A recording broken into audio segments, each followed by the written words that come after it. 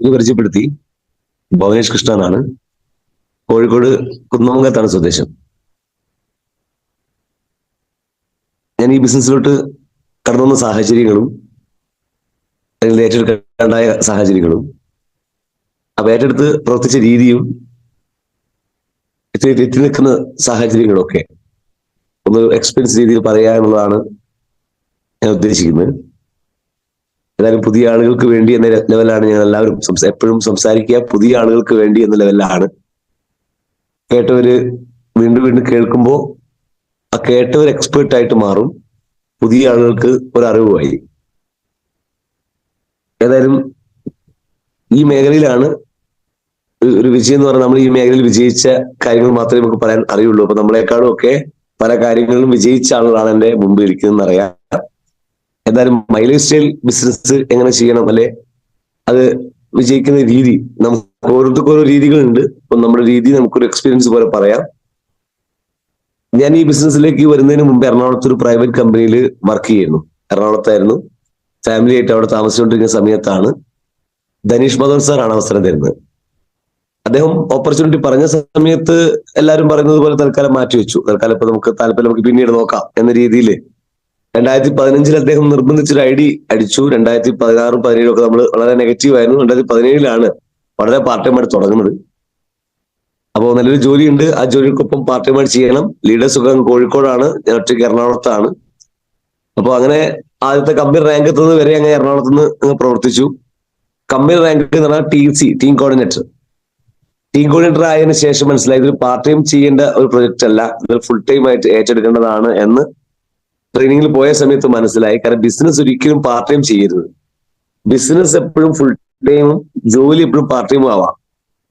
അങ്ങനെ മനസ്സിലായപ്പോൾ നിലവിലെ മാനേജറായിരുന്ന വർക്ക് മാറ്റിവെച്ച് നേരെ ഞാൻ ബിസിനസ് ഫുൾ ടൈം ആയിട്ട് ചെയ്യുകയും പാർട്ട് ടൈം ആയിട്ട് യൂബർ ടാക്സി ഓടിച്ചുകൊണ്ടാണ് പിന്നീട് ഈ ബിസിനസ് ഡെവലപ്പ് ചെയ്തത് എറണാകുളത്തുനിന്ന്. പിന്നീട് അത് ഒഴിവാക്കി ഫുൾ ഫോക്കസ് ആയിട്ട് മൈ ലൈഫിലേക്ക് വരികയുണ്ടായത്. അപ്പം അങ്ങനെ തുടക്ക സമയത്തൊരു ധൈര്യം കാണിച്ചത് തീർച്ചയായിട്ടും ബിസിനസ്സിൽ വലിയ ഗുണം ചെയ്തു. 2018 എന്ന് പറയുന്ന വർഷം ശരിക്കും നന്നായിട്ട് ഹാർഡ് വർക്ക് എടുത്തൊരു വർഷമാണ്. 2018 ജനുവരി മുതൽ 2019 ഒരു വർഷക്കാലം ശരിക്കും ടീം ഡെവലപ്മെന്റ് ഭാഗമായിട്ട് രാവിലെ എപ്പോഴും ലീഡേഴ്സ് പറയുന്നത് പോലെ നല്ലൊരു എഫേർട്ട് ഡൺ തയ്യാറായി. രാവിലെ മോർണിംഗ് വർക്ക് 7 മണിയാകുമ്പം അന്ന് ഈ മോർണിംഗ് മീറ്റിംഗ് ഇല്ലാത്തതുകൊണ്ട് തന്നെ, ഈ കൊറോണയ്ക്ക് ശേഷമാണ് ഈ മോർണിംഗ് മീറ്റിങ്ങുകൾ 2020 ശേഷമാണ് രാവിലത്തെ മീറ്റിങ്ങുകൾ വന്നത്. അതുവരെ നമ്മൾ മോർണിംഗ് വർക്കായിരുന്നു. രാവിലെ ഓരോ സാഹചര്യത്തിനും അതാത് രീതിക്ക് അനുസരിച്ച് പോവുമല്ലോ. അപ്പൊ ഇന്ന് നമുക്ക് മോർണിംഗ് മീറ്റിംഗ് വളരെ അനിവാര്യമാണ്. അന്ന് മോർണിംഗ് വർക്കായിരുന്നു അനിവാര്യം. അപ്പോൾ രാവിലെ 7 മണിക്ക് സമയം ഉണ്ടെങ്കിൽ നമ്മൾ വീടിന്റെ ഗേറ്റ് അങ്ങ് കടക്കും. ഇത് വർക്ക് ഉണ്ടെങ്കിലും കിടക്കും, ഇല്ലെങ്കിലും കിടക്കും. അപ്പോൾ രാവിലെ ഇറങ്ങുക. കാരണം എത്രത്തോളം നേരത്തെ വീട്ടിൽ നിന്ന് ഇറങ്ങാൻ പറ്റുമോ അത്രത്തോളം നേരത്തെ ഇറങ്ങുന്ന സാഹചര്യമായിരുന്നു അന്നത്തെ ഒരു വർഷം ഉണ്ടായത്. മാക്സിമം നേരം വൈകി വീട്ടിൽ കയറും. വെച്ചാൽ മാക്സിമം ഒരു എഫേർട്ട് ഒരു വർഷം, ഒറ്റ വർഷക്കാലം. ആ ഒരു വർഷക്കാലത്തെ എഫേർട്ട് തന്നെയാണ് തീർച്ചയായിട്ടും ഈ ബിസിനസ് ഒരു വർഷം കൊണ്ട് തന്നെ TCയിൽ നിന്നും ATCയും DTCയും ZTCയും STC വരെ മറികടന്ന് ഒരു വർഷം കൊണ്ട് 4 റാങ്കുകൾ മറികടന്ന് സ്റ്റേറ്റ് ടീം കോർഡിനേറ്റർ എന്ന റാങ്കിലേക്ക് എത്താൻ സാധിച്ചു. നമുക്ക് ഓരോരുത്തർക്കും ഓരോരോ വേഗതയാണ്. ഇപ്പം എല്ലാവർക്കും ഒരേ സ്പീഡല്ല. നമ്മൾ നമ്മുടെ സ്പീഡിൽ ബിസിനസ് ചെയ്യുക എന്നുള്ളതാണ്. ചിലർക്ക് നമ്മളെക്കാൾ സ്പീഡിൽ പോകുന്ന ആൾക്കാരുണ്ടാവും, നമ്മളെക്കാൾ സ്പീഡ് കുറഞ്ഞു പോകുന്ന ആൾക്കാരുണ്ടാവും, നമ്മളെപ്പോലെ സ്പീഡിൽ പോകുന്ന ആൾക്കാരുണ്ടാവും. പക്ഷെ അത്തരം കാര്യങ്ങളിലേക്ക് നോക്കി നമ്മൾ ടെൻഷൻ ആവേണ്ടോ കാര്യങ്ങളൊന്നുമില്ല. അപ്പൊ ഓരോരുത്തർക്കും ഓരോ സ്പീഡാണ്. അപ്പൊ ആ സ്പീഡ് അനുസരിച്ച് പോയാൽ മതി. അപ്പൊ എന്റെ ഒരു സ്പീഡ് അന്നത്തെ സാഹചര്യം അങ്ങനെയായിരുന്നു എന്നുള്ളതാണ്. എന്നെ ശരിക്കും അങ്ങനെ സാഹചര്യത്തിൽ ചെയ്യാണ്ടായ ഫുൾ ടൈം ആയിട്ട് കണ്ടായ സാഹചര്യം പറയുകയാണെങ്കിൽ, എറണാകുളത്ത് ശരിക്കും മൈലേജിൽ ഫുൾ ടൈം ആയിട്ട് ചെയ്ത സമയത്ത് സാമ്പത്തികമായിട്ട് ഒരു വർഷം കൊണ്ട് 30,000 രൂപ ഒരു കൊല്ലം കൊണ്ടാണ് കിട്ടിയത്. TC ആയത്. കാരണം ജോലിയോടൊപ്പം അത്രയും ബുദ്ധിമുട്ടുള്ള ജോലിയായിരുന്നു. കാരണം കേരള ഉത്തരവാദിത്തമായിരുന്നു. ഓരോ ജില്ലയിലായിരുന്നു നമുക്ക് ജോലി വരുന്നത്. അപ്പൊ ഒരു സ്ഥലത്ത് അടങ്ങി നിൽക്കാത്തൊരു വർക്ക് ആയതുകൊണ്ട് നമുക്ക് ഈ ബിസിനസ് ഡെവലപ്പ് ചെയ്യാൻ പറ്റുന്നില്ല. അതുകൊണ്ടാണ് ജോലി മാറ്റി ഫുൾ ടൈം ആയിട്ട് ബിസിനസ് ചെയ്ത് പിന്നെ ടാക്സി കൂടി അതിനോടൊപ്പം ഓടിച്ചുകൊണ്ട് ബിൽഡ് ചെയ്യാനുള്ള പ്രധാനപ്പെട്ട കാരണം. എറണാകുളം പോലത്തെ ഒരു സിറ്റിയിൽ നമുക്ക് പിടിച്ചു നിൽക്കാൻ ഭയങ്കര ബുദ്ധിമുട്ടാണ്. സാമ്പത്തികമായിട്ട് ചെലവുകൾ കുറച്ച് കൂടുതലാണ് അവിടെ. അപ്പം അങ്ങനെയായിരുന്നു ആ സമയത്ത് ഇത് ഏറ്റെടുക്കാണ്ടായ ഒരു കാരണം. അങ്ങനെ ഏറ്റെടുത്തു. കോഴിക്കോടേക്ക് താമസം വന്നു. അങ്ങനെ ഇവിടുന്ന് ഈ ബിസിനസ് സീരിയസ് ആയിട്ട് ഫുൾ ടൈം ആയിട്ട് നമ്മൾ ചെയ്തു കോഴിക്കോട്. 2018 എന്ന് പറയുന്ന ഒറ്റ വർഷക്കാലം ശരിക്കും നമ്മൾ പറഞ്ഞ പോലെ നല്ലൊരു ഹാർഡ് വർക്കാണ് എടുത്തത്. കാരണം നമുക്ക് ടീം ഡെവലപ്പ് ചെയ്യണം. വലിയ ബന്ധങ്ങളൊന്നും എന്നെ സംബന്ധിച്ചില്ല. ബന്ധങ്ങളില്ല എന്ന് പറഞ്ഞു കഴിഞ്ഞാൽ ഞാൻ എന്റെ 26 വയസ്സ് വരെ 3 സംസ്ഥാനങ്ങളിലായിട്ടാണ് കുറച്ച് പ്രവർത്തിച്ചുകൊണ്ടിരുന്നത്. തമിഴ്നാട്ടിലുണ്ടായിരുന്നു, കോയമ്പത്തൂരിലും ബാംഗ്ലൂരിലൊക്കെ ആയിട്ട് കുറച്ചു കാലം ഉള്ളത് കൊണ്ട് തന്നെ നാട്ടിൽ വലിയ കണക്ഷൻ ഇല്ല. ഇനി ബന്ധുക്കൾ ഉണ്ടെങ്കിലും സുഹൃത്തുക്കൾ ഉണ്ടെങ്കിലും ശരി, നമ്മളങ്ങനെ അവരെ അടുത്തേക്ക് പോവാത്തത് കൊണ്ട് തന്നെ കല്യാണം, കുറ്റൂശ അതുപോലത്തെ കാര്യങ്ങൾക്കൊന്നും, നമ്മൾ വീട്ടുതാമസം അങ്ങനത്തെ കാര്യങ്ങൾക്കൊന്നും പോവാത്തത് കൊണ്ട് തന്നെ നമുക്ക് അങ്ങനെ വലിയ ബന്ധങ്ങളൊന്നും ഇല്ല. വളരെ ചുരുങ്ങിയ സുഹൃത്തുക്കൾ മാത്രമേ നാട്ടിലുള്ളൂ. അപ്പം അങ്ങനെ ഉള്ള കാരണം കൊണ്ട് തന്നെ നമുക്ക് ഉള്ള സുഹൃത്തുക്കളെ വെച്ചുകൊണ്ട് ഈ ബിസിനസ് 2, 3, 4, 5 ആൾക്കാരെ മാത്രമേ നമുക്ക് കണക്ട് ചെയ്യാൻ പറ്റുള്ളൂ. ഇനി മറ്റുള്ളവരോട് ഞാൻ പറഞ്ഞു കഴിഞ്ഞാൽ തീർച്ചയായും അന്നത്തെ എന്റെ സിറ്റുവേഷൻ എന്താ വെച്ചാൽ അവരെന്ത് ചിന്തിക്കും എന്ന് എല്ലാവർക്കും തോന്നുന്ന പോലെ എനിക്കും തോന്നിയിട്ടുണ്ട്. ചിന്തിക്കാൻ പാടാത്ത കാര്യമാണ്, പക്ഷെ അന്നത്തെ സാഹചര്യത്തിൽ എല്ലാവരും ചിന്തിച്ചിട്ടുണ്ട്. അപ്പൊ അങ്ങനെ ചിന്തിച്ചു. പക്ഷെ ഉള്ള ഒരു വ്യക്തിയെ കിട്ടി. പക്ഷെ കിട്ടിയ വ്യക്തിയുടെ കെയർ ഓഫിൽ നമ്മൾ പറയാൻ കുറെ ആളുകൾ കൊണ്ടുവന്നുകൊണ്ട് കാര്യമില്ല. കൊണ്ടുവന്ന ആളുകളെ കൃത്യമായിട്ട് നോക്കാൻ കഴിവില്ലാണ്ട് നമ്മൾ കുറെ ആളുകളെ കൊണ്ടുവന്നിട്ടുകൊണ്ട് കാര്യമില്ല എന്ന് പറയും. അപ്പൊ അതുകൊണ്ട് തന്നെ കൊണ്ടുവന്ന ആളുകളിലൂടെ കൃത്യമായിട്ട് അവരെ കെയർ ഓഫ് വഴി നമുക്ക് ഈ ബിസിനസ് ഡെവലപ്പ് ചെയ്തെടുക്കാൻ പറ്റി. നമുക്കറിയാം, എന്റെ ഇപ്പൊ ഓർഗനൈസേഷനിൽ 11,000-ഓളം അധികം ഡിസ്ട്രിബ്യൂട്ടർമാരുണ്ടെങ്കിൽ ഈ 11,000 കണക്കിന് ആളുകളെയും ലീഡർ ആക്കാൻ അല്ലെ രക്ഷപ്പെടുത്താൻ നമുക്ക് പറ്റും. പക്ഷെ എന്തുകൊണ്ട് പറ്റുന്നില്ല എന്ന് ചോദിച്ചു കഴിഞ്ഞാൽ, വിളിച്ചാൽ ഫോൺ എടുക്കാത്ത ആളുകളെയും നിരന്തരം ട്രെയിനിങ്ങിന്റെയും പ്രോഗ്രാമിന്റെയും ഭാഗമായി നിൽക്കാത്ത ആളുകളെയും നമുക്ക് ഒന്നും ചെയ്യാൻ രക്ഷപ്പെടുത്താൻ കഴിയില്ല. അല്ലെങ്കിൽ ഈ പറയുന്ന 11,000 ഐഡികൾ അണ്ടറുണ്ടെങ്കിൽ 11,000 ആളുകളെയും നമുക്ക് എന്ത് ചെയ്യാൻ പറ്റും? ഈ ബിസിനസ്സിൽ ഒരു ലീഡർക്ക് ഡെവലപ്പ് ചെയ്യാൻ കഴിയും. പക്ഷേ അത് സാഹചര്യം ഇതുകൊണ്ടാണ്. കാരണം ഒന്നെങ്കിൽ പറഞ്ഞാൽ അനുസരിക്കണം, അല്ലെങ്കിൽ സ്വന്തം ഐഡിയക്ക് പോകണം. എന്നാൽ ഭൂരിഭാഗം ആളുകൾക്കും പറഞ്ഞാൽ അനുസരണ എന്ന് പറയുന്നത്, നമ്മൾ പറഞ്ഞ ഒരു കാര്യം കൃത്യമായി അനുസരിക്കാത്തവരും ഒരു പക്ഷേ സ്വന്തം ഐഡിയ ആയിട്ട് ഇല്ലാരും. അങ്ങനെ ആൾക്ക് ഒന്നും ചെയ്യാൻ കഴിയില്ല. കുറച്ച് ആളുകൾ പറഞ്ഞാൽ കറക്റ്റ് അനുസരിക്കുന്ന ആൾക്കാരുണ്ട്, സ്വന്തം ഐഡിയക്ക് പോകുന്ന ആൾക്കാരുണ്ട്. ഇപ്പൊ ഇങ്ങനെയൊക്കെയാണ് ഈ ബിസിനസ് തുടക്ക സമയത്ത് ഡെവലപ്പ് ചെയ്യാൻ സാധിച്ചത്.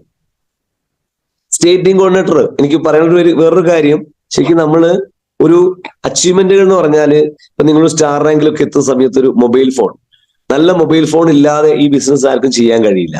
നിങ്ങൾക്ക് മറ്റുള്ളവരുടെ ഐഡി പരിശോധിക്കുക, സ്വന്തമായിട്ട് ഒരു ഐഡി ക്രിയേറ്റ് ചെയ്യുക, അതിനൊക്കെ നല്ലൊരു മൊബൈൽ ഫോൺ. അതുപോലെ തന്നെ ഉസ്താദ് ഉമർ സാർ ചെയ്യുന്നത് പോലെ തന്നെ നമുക്ക് വീഡിയോസ് എടുക്കാൻ, റെക്കോർഡ് ചെയ്യാൻ തുടങ്ങിയ കാര്യങ്ങൾക്കൊക്കെ ശരിക്കും നല്ലൊരു മൊബൈൽ ഫോൺ നമ്മുടെ കയ്യിൽ വേണം. അപ്പൊ ആ നല്ല മൊബൈൽ ഫോൺ ഇല്ലാത്ത ആളുകൾ അത് ടാർഗറ്റ് ചെയ്ത് ആ മൊബൈൽ ഫോണിന് വേണ്ടി കറക്റ്റ് ടൈമിൽ അച്ചീവ്മെന്റ് ഉണ്ടാക്കുക. അപ്പൊ ടാബ്, ലാപ്ടോപ്പ് പോലത്തെ സംവിധാനങ്ങൾ ഒരു സമയം കഴിഞ്ഞ് നമുക്ക് ആവശ്യം വരും. അത് എപ്പോഴാണ് നമുക്ക് ആവശ്യം തോന്നുന്ന ഒരു സമയം, തീർച്ചയായിട്ടും അത് പർച്ചേസ് ചെയ്യാൻ ആ സമയത്ത് തയ്യാറാവുക. ഇതൊക്കെ ശരിക്കും നമുക്ക് അച്ചീവ്മെന്റുകളുടെ സമയമാണ്. അതുപോലെ തന്നെ TC എന്ന് പറയുന്ന റാങ്കിൽ ശരിക്കും ഒരു വാഹനം വളരെ നിർബന്ധമാണെന്ന് വിചാരിക്കാം. അല്ലെങ്കിൽ വാഹനം നിർബന്ധമാണ്, ഒരു ബൈക്ക്, 2 വീലർ. നമുക്കില്ലെങ്കിൽ നമ്മുടെ അസോസിയേറ്റ്സിന്, അത് നമ്മുടെ അപ്ലയൻസിന് ഏതെങ്കിലും തരത്തിൽ വാഹനം ഇല്ലാതെ നമുക്ക് ഫീൽഡ് വർക്കോ കാര്യങ്ങളൊക്കെ ചെയ്യാൻ പ്രയാസമായിരിക്കും. അപ്പം ആ റൈറ്റ് ടൈമിൽ അത്തരം അച്ചീവ്മെന്റുകൾ ഉണ്ടാക്കാൻ വേണ്ടി ഒരു ബോധപൂർവം നമ്മൾ തയ്യാറാവുക. അപ്പൊ കാർ എടുക്കേണ്ട ഒരു സമയം, അത് കൃത്യമായിട്ട് കാർ അച്ചീവറായിട്ട് മാറാൻ തയ്യാറാവുക. അപ്പൊ അങ്ങനെ എന്നെ സംബന്ധിച്ച് 2019 ഞാൻ ആദ്യമായിട്ട് കാർ മേടിക്കുന്നത്. സ്റ്റേറ്റ് ടീം കോർഡിനേറ്റർ ആയ സമയം കാർ മേടിച്ചു. ഒരു സെക്കൻഡ് ഓൾട്ടോ കാറാണ് 2019 മുതൽ മെയിൻറ്റെയിൻ ചെയ്യുന്നത്. അപ്പൊ 19 ഉപയോഗിച്ചു. 2021 നമ്മൾ പുതിയ വാഹനത്തിലോട്ട് മാറാനുള്ള ഭാഗ്യം ഉണ്ടായി. ശരിക്കും 2021 എന്ന് പറഞ്ഞാൽ 2020 കൊറോണയാണ്, കംപ്ലീറ്റ് കയ്യിൽ നിന്ന് പോയി എന്ന് വിചാരിച്ചൊരു വർഷമാണ്. 2019 STC ആയി. അന്ന് മുതൽ ഇന്ന് വരെ കണ്ടിന്യൂസ് പെർഫോമൻസ് ബോണസ് അടിച്ചു പോകാൻ കഴിയുന്നുണ്ട്. STC റാങ്ക് മുതൽ ഇന്ന് STCയിലും RTCയിലും NTCയിലും ഒക്കെ കണ്ടിന്യൂസ് ആയിട്ട് പെർഫോമൻസ് ബോണസ് നേടി പോകാൻ സാധിച്ചതെന്ന് പറഞ്ഞാൽ വളരെയേറെ സന്തോഷം. 2019 മുതൽ ഇന്ന് മാസ വരുമാനം വാങ്ങി ഈ ബിസിനസ് ചെയ്യാൻ സാധിക്കുന്നുണ്ട്. എന്നാലും ഈ തരത്തിൽ നമുക്ക് എല്ലാവർക്കും കണ്ടിന്യൂസ് ആയിട്ട് ഒരു പെർഫോമർ ആവുക എന്ന് പറഞ്ഞാൽ തീർച്ചയായിട്ടും അത് വലിയൊരു അത് ഒരു റിയൽ അച്ചീവ്മെന്റ് തന്നെയാണ്. അപ്പം അങ്ങനെ എല്ലാവർക്കും കണ്ടിന്യൂസ് പെർഫോമർ ആയിട്ട് പോകാൻ കഴിയണം. STCയിലും RTCയിലും NTCയിലും ഒക്കെ പോകാൻ പറ്റിയെന്ന് പറഞ്ഞാൽ അത് വലിയ ടാർഗറ്റുകളുമായിരുന്നു. അന്ന് വലിയ ടാർഗറ്റ് ആയിരുന്നു. ഇന്നത്തെ ഡബിൾ ടാർഗറ്റുകൾ ഉണ്ടായിരുന്നു. എന്തായാലും അതെല്ലാം മറികടന്നുകൊണ്ടാണ്. കാരണം ടാർഗറ്റുകൾ നമുക്കിപ്പോൾ പൊതുവെ പെർഫോമൻസിന്റെ ടാർഗറ്റുകളൊക്കെ കുറച്ച് തന്നിട്ടുണ്ട്. അതുകൊണ്ട് തന്നെ TC ഒക്കെ സുഖമായിട്ട് പെർഫോമൻസ് അടിക്കാൻ പറ്റും. മൈൻഡ് ബ്ലോക്ക് ഒക്കെ എല്ലാവരും ഒഴിവാക്കി ചെയ്യാൻ TCക്കും ATCക്കും DTCയും ഒക്കെ പെർഫോമൻസ് അടിക്കാവുന്നതേ ഉള്ളൂ. കാരണം മൈൻഡ് ബ്ലോക്ക് ഉണ്ട്. അതുകൊണ്ട് ഓൾറെഡി പഴയ പിന്നെ ടാർഗറ്റ് വെച്ച് നോക്കുകയാണെങ്കിൽ TCക്ക് 2 ലക്ഷം BV ഓർഗനൈസേഷൻ 1, 2 ആണെങ്കിൽ ഇന്ന് TCക്ക് 1 ലക്ഷം മാത്രമേ ഉള്ളൂ, നേർ പകുതിയാണ്. അപ്പൊ ഓരോ റാങ്കിലും അങ്ങനെ പകുതിയാക്കി കുറച്ച് തന്നിട്ടുണ്ട് ടാർഗറ്റുകൾ, തീർച്ചയായിട്ടും പെർഫോമൻസിന് വേണ്ടിയിട്ട്. അത് കമ്പനിക്ക് അങ്ങനെ ചെയ്യുന്ന നഷ്ടം കമ്പനിക്ക് അറിയാം, എങ്കിലും കമ്പനി നമുക്ക് കൂടുതൽ കിട്ടട്ടെ എന്ന രീതിയിലാണ് അത്തരം ഒരു തീരുമാനം എടുത്തത്. കഴിഞ്ഞ തവണ NTC അഡ്വൈസറി കമ്മിറ്റിയിൽ ഒരു കോള്, കമ്പനിയായിട്ട് കോൺഫറൻസ് ഉണ്ടായിരുന്നു, മീറ്റിംഗ് ഉണ്ടായിരുന്നു. നിഖിൽ ചന്ദൻ സാറുമായിട്ട് AIGയിൽ GCAയിൽ ഞാനായിരുന്നു സംസാരിച്ചത്. കാരണം ഏറ്റവും യങ്ങസ്റ്റ് അച്ചീവർ എന്ന രീതിയിൽ ഒരു കോള് കിട്ടിയിട്ടുണ്ടായിരുന്നു, അതൊരു ഭാഗ്യമുണ്ടായി. പക്ഷെ അങ്ങനെ ഒരു യങ്ങസ്റ്റ് അച്ചീവർ എന്നുള്ള അഭിപ്രായങ്ങൾ ചോദിച്ചു, എന്ത് ചെയ്യണം, നമുക്ക് കമ്പനിയുടെ അടുത്ത കാര്യങ്ങൾ എങ്ങനെയാ, എന്തൊക്കെയാണ് കമ്പനി നമ്മളോട് അഭിപ്രായം ചോദിക്കുക എന്ത് ചെയ്യണമെന്ന്. അപ്പൊ നമ്മൾ കുറച്ച് അഭിപ്രായങ്ങളൊക്കെ പറഞ്ഞു, ഇങ്ങനെയാക്കണം, അങ്ങനെയാക്കണം, അതാക്കണം, ഇതാക്കണം, അങ്ങനെ ചെയ്താൽ കുറച്ചുകൂടി ബെനിഫിറ്റ് ആണ്, അത് കുറച്ചുകൂടി ബെനിഫിറ്റ് കിട്ടണം, അങ്ങനെ എങ്ങനെയൊക്കെ പറഞ്ഞ് നമ്മൾ ലീഡേഴ്സ് പറയും. ഇത് പറയുമ്പോൾ നമ്മൾ എല്ലാവരോടും പറഞ്ഞ് കേട്ടിട്ട് കമ്പനി ഒരു കൺക്ലൂഷനിലെത്തും. ആ കൺക്ലൂഷൻ അനുസരിച്ചുള്ള മാറ്റങ്ങൾ കമ്പനി കൊണ്ടുവരും. സത്യം പറഞ്ഞാൽ ഞാനൊക്കെ ഞെട്ടിപ്പോയിട്ടുണ്ട്. കാരണം എന്നോട് ചോദിച്ച പല ചോദ്യങ്ങളും അതിനോട് ഞാൻ കൊടുത്ത ഉത്തരങ്ങൾക്കനുസരിച്ചും അതുപോലെ അതും കൂടി ഉൾപ്പെടുത്തിക്കൊണ്ടാണ് കമ്പനി കാര്യം ചെയ്തതെന്ന് കേൾക്കുമ്പോൾ വളരെയേറെ സന്തോഷം. അപ്പൊ അങ്ങനെ ഒരുപാട് കമ്പനി നമ്മുടെ അഡ്വൈസറി കമ്മിറ്റി നമ്മോട് ചോദിക്കുകയാണ് എന്ത് ചെയ്യണമെന്ന്. കമ്പനി ഡയറക്ടർ നമ്മളോട് ചോദിക്കുക, അതും നേരിട്ട് സൂം മീറ്റിംഗ് വിളിക്കുകയാണ്. ബോബി സാറ്, ഞാൻ വിചാരിച്ച എല്ലാ NTC ഉണ്ട്. നമുക്ക് ഒരു യങ്ങസ്റ്റ് അച്ചീവർ എന്ന രീതിയിൽ ഓരോ ടീമിൽ നിന്നും ഓരോരുത്തർ അഭിപ്രായങ്ങൾ ചോദിക്കുകയാണ്. അപ്പൊ ഇത്തരത്തിൽ കമ്പനി നമ്മുടെ അഡ്വൈസ് ചെയ്തിട്ട് കാര്യങ്ങൾ ചെയ്യാന്ന് പറയുമ്പോൾ നമ്മൾ അത്രയും ഫ്രണ്ട്ലി ആയിട്ടുള്ള ഒരു മാനേജ്മെന്റ് ആണ് നമ്മുടെ MI ലൈഫ് സ്റ്റൈൽ എന്നുള്ളതാണ്. അപ്പം അത് അവരുടെ ഇഷ്ടത്തിനനുസരിച്ച് കാര്യങ്ങൾ ചെയ്യുകയല്ല, അത് നമുക്ക് ബുദ്ധിമുട്ടല്ല ഉണ്ടാക്കുന്നത്, നമുക്ക് കൂടുതൽ ബെനിഫിറ്റ് ഉണ്ടാക്കും. ഫ്രീ പ്രൊഡക്റ്റ് ഓഫർ നമ്മൾ സാർ ഒന്നുകൂടി നീട്ടു സാർ, 1 മാസം കൊണ്ട് നീട്ടു സാർ എന്ന് പറയുമ്പോൾ യെസ് ഓക്കെ നമുക്ക് ചെയ്യാം, അത്രേ ഉള്ളൂ. അപ്പൊ ഈ രീതിയിൽ ഓഫറുകൾ തരുന്ന കാര്യങ്ങളായാലും ഇതൊക്കെ കമ്പനി നമുക്ക് വാരിക്കോരി തരുന്നുണ്ട് എല്ലാ അർത്ഥത്തിലും. പെർഫോമൻസ് ബോണസ് ആയാലും മറ്റു പല നേട്ടങ്ങൾ, പല കാര്യങ്ങളിൽ നമ്മൾ കുറച്ച് കഴിയുമ്പോൾ പഠിക്കാൻ മനസ്സിലാവും. കുറച്ച് കാര്യങ്ങൾ കുറച്ചുകൂടി നമുക്ക് അഡ്വാൻറ്റേജ് പെട്ടെന്ന് തന്നെ അച്ചീവർ ആവാൻ പറ്റുന്ന തരത്തിലേക്കാണ് കമ്പനി എല്ലാ കാര്യങ്ങളും നീക്കിക്കൊണ്ടിരിക്കുന്നത്. അപ്പം ഈ തരത്തില് വലിയ ഒരു മാറ്റം ഈ ബിസിനസ്സിൽ നമുക്കൊക്കെ 2019, 2020 കൊറോണ കൊണ്ടുപോയപ്പോൾ നമ്മൾ വിചാരിച്ചു കംപ്ലീറ്റ് കയ്യിൽ നിന്ന് പോയി. 2020 വർഷത്തിൽ ശരിക്കും ഈ ബിസിനസ്സിൽ ഒരു രൂപ പോലും വരുമാനമില്ലാതെ 5-8 മാസം വീണ്ടും വീട്ടിലിരിക്കേണ്ട സിറ്റുവേഷൻ ഉണ്ടായി. അന്ന് തീരുമാനമായി ഈ ബിസിനസ് കംപ്ലീറ്റ് കയ്യിൽ നിന്ന് പോയോ. അപ്പൊ അങ്ങനെ ഒരു സംശയ രീതിയിൽ നിന്ന്, പക്ഷെ പിന്നീട് ആ പ്രതികൂല സാഹചര്യത്തെയും അനുകൂല സാഹചര്യങ്ങളാക്കി മാറ്റാൻ വേണ്ടി അനീഷ് സാറിന്റെ GCയുടെ ഇടപെടലാണ് തീർച്ചയായിട്ടും ഓൺലൈൻ മീറ്റിങ്ങുകൾ വന്നത്. ആദ്യ വർഷം നമ്മൾ വന്നപ്പോൾ വലിയ ഇമ്പോർട്ടൻസ് ഈ സൂം മീറ്റിങ്ങിനൊന്നും കൊടുത്തില്ല. 2021 കൊറോണയിലാണ് ശരിക്കും നമ്മൾ നല്ല രീതിയിൽ ഈ ഒരു ബിസിനസ്സിന് അടിപൊളി ഓൺലൈൻ മീറ്റിംഗ് വേണം എന്നൊരു കാഴ്ചപ്പാട് വെക്കുകയും അങ്ങനെ ഓൺലൈൻ മീറ്റിങ്ങുകൾ തീർച്ചയായിട്ടും ശക്തമായിട്ട് മുന്നോട്ട് വരികയും ചെയ്തത്. 2021 തീർച്ചയായിട്ടും മറക്കാൻ പറ്റാത്തൊരു വർഷമാണ്. ശരിക്കും അച്ചീവ്മെന്റ് ഏറ്റവും കൂടുതൽ നടന്ന ഒരു വർഷമാണ് 2021. ഏറ്റവും കൂടുതൽ വരുമാനം കിട്ടിയ വർഷം. എന്നെ സംബന്ധിച്ചിടത്തോളം ആഴ്ചയിൽ 2,10,000 ഞാൻ ടച്ച് ചെയ്യുന്നത് ആ വർഷത്തിലാണ്. എന്റെ ഒരു ആഗ്രഹം ഉണ്ടായിരുന്നു 29ാമത്തെ വയസ്സിൽ എനിക്ക് നടക്കണം, 30 വയസ്സായി പോകരുത് എന്ന്. 29ാമത്തെ വയസ്സിൽ ഈ ബിസിനസ്സിൽ 2,10,000 വാങ്ങിച്ചെടുക്കാൻ സാധിച്ചു. അപ്പോ 2,10,000 ആഴ്ച വരുമാനം കിട്ടി എന്നുള്ളത് ശരിക്കും അത് നടക്കുമെന്ന് തെളിയിച്ചതാണ്. ആ 2,10,000 എല്ലാവരും കിട്ടും എന്ന് നമ്മൾ തെളിയിച്ചു. അപ്പൊ എന്തായാലും ശരിക്കും അതിനൊക്കെ ശരിക്കും നമ്മളെക്കാൾ കൂടുതൽ ടീം എടുത്ത താല്പര്യമാണ്. ടീമിന് അടിച്ചേ പറ്റുന്ന തീരുമാനത്തിൽ ടീമാണ്. അത് വളരെ രസകരമായി വളരെ നാച്ചുറൽ ആയിട്ട് അടിച്ചൊരു സീലിംഗ് അച്ചീവ്മെന്റ് ആണ്. അതേപോലെ തന്നെ അതിനുശേഷം ശരിക്കും ഇന്ന് എനിക്കൊരു എന്റെ ചെറിയൊരു വീടാണ്. എന്റെ ചെറിയ വീട് എന്ന് പറഞ്ഞാൽ എന്റെ പുയിൽത്താഴത്ത്, കുന്നമംഗലത്ത് പുയിൽത്താഴത്ത് എന്റെ അച്ഛന്റെ വീട് അവിടെയാണ്. അമ്മയുടെ വീട് പടനിലത്ത് കളരിക്കണ്ടി ഭാഗത്താണ് അമ്മയുടെ വീട്. അപ്പം അമ്മയുടെ വീട് പിന്നെ അവിടെ ചെറിയൊരു സ്ഥലം മാത്രമേ ഉള്ളൂ, ചെറിയൊരു ഷെഡായിരുന്നു ഉണ്ടായിരുന്നത്. അമ്മാവന് പണിതൊരു ചെറിയൊരു ഷെഡ്, അതിലായിരുന്നു ഞങ്ങൾ കുറച്ചു കാലം താമസിക്കും തോന്നുന്നു. ഞാൻ ഈ ബിസിനസ് വരുന്ന സമയത്ത് താമസിച്ചത് ഒരൊറ്റ മുറി വീട്ടില് ചെറിയ ഷെഡിൽ. അത് സാഹചര്യം വേറെയാണ്, എനിക്ക് വേറെയും വീടുണ്ട്.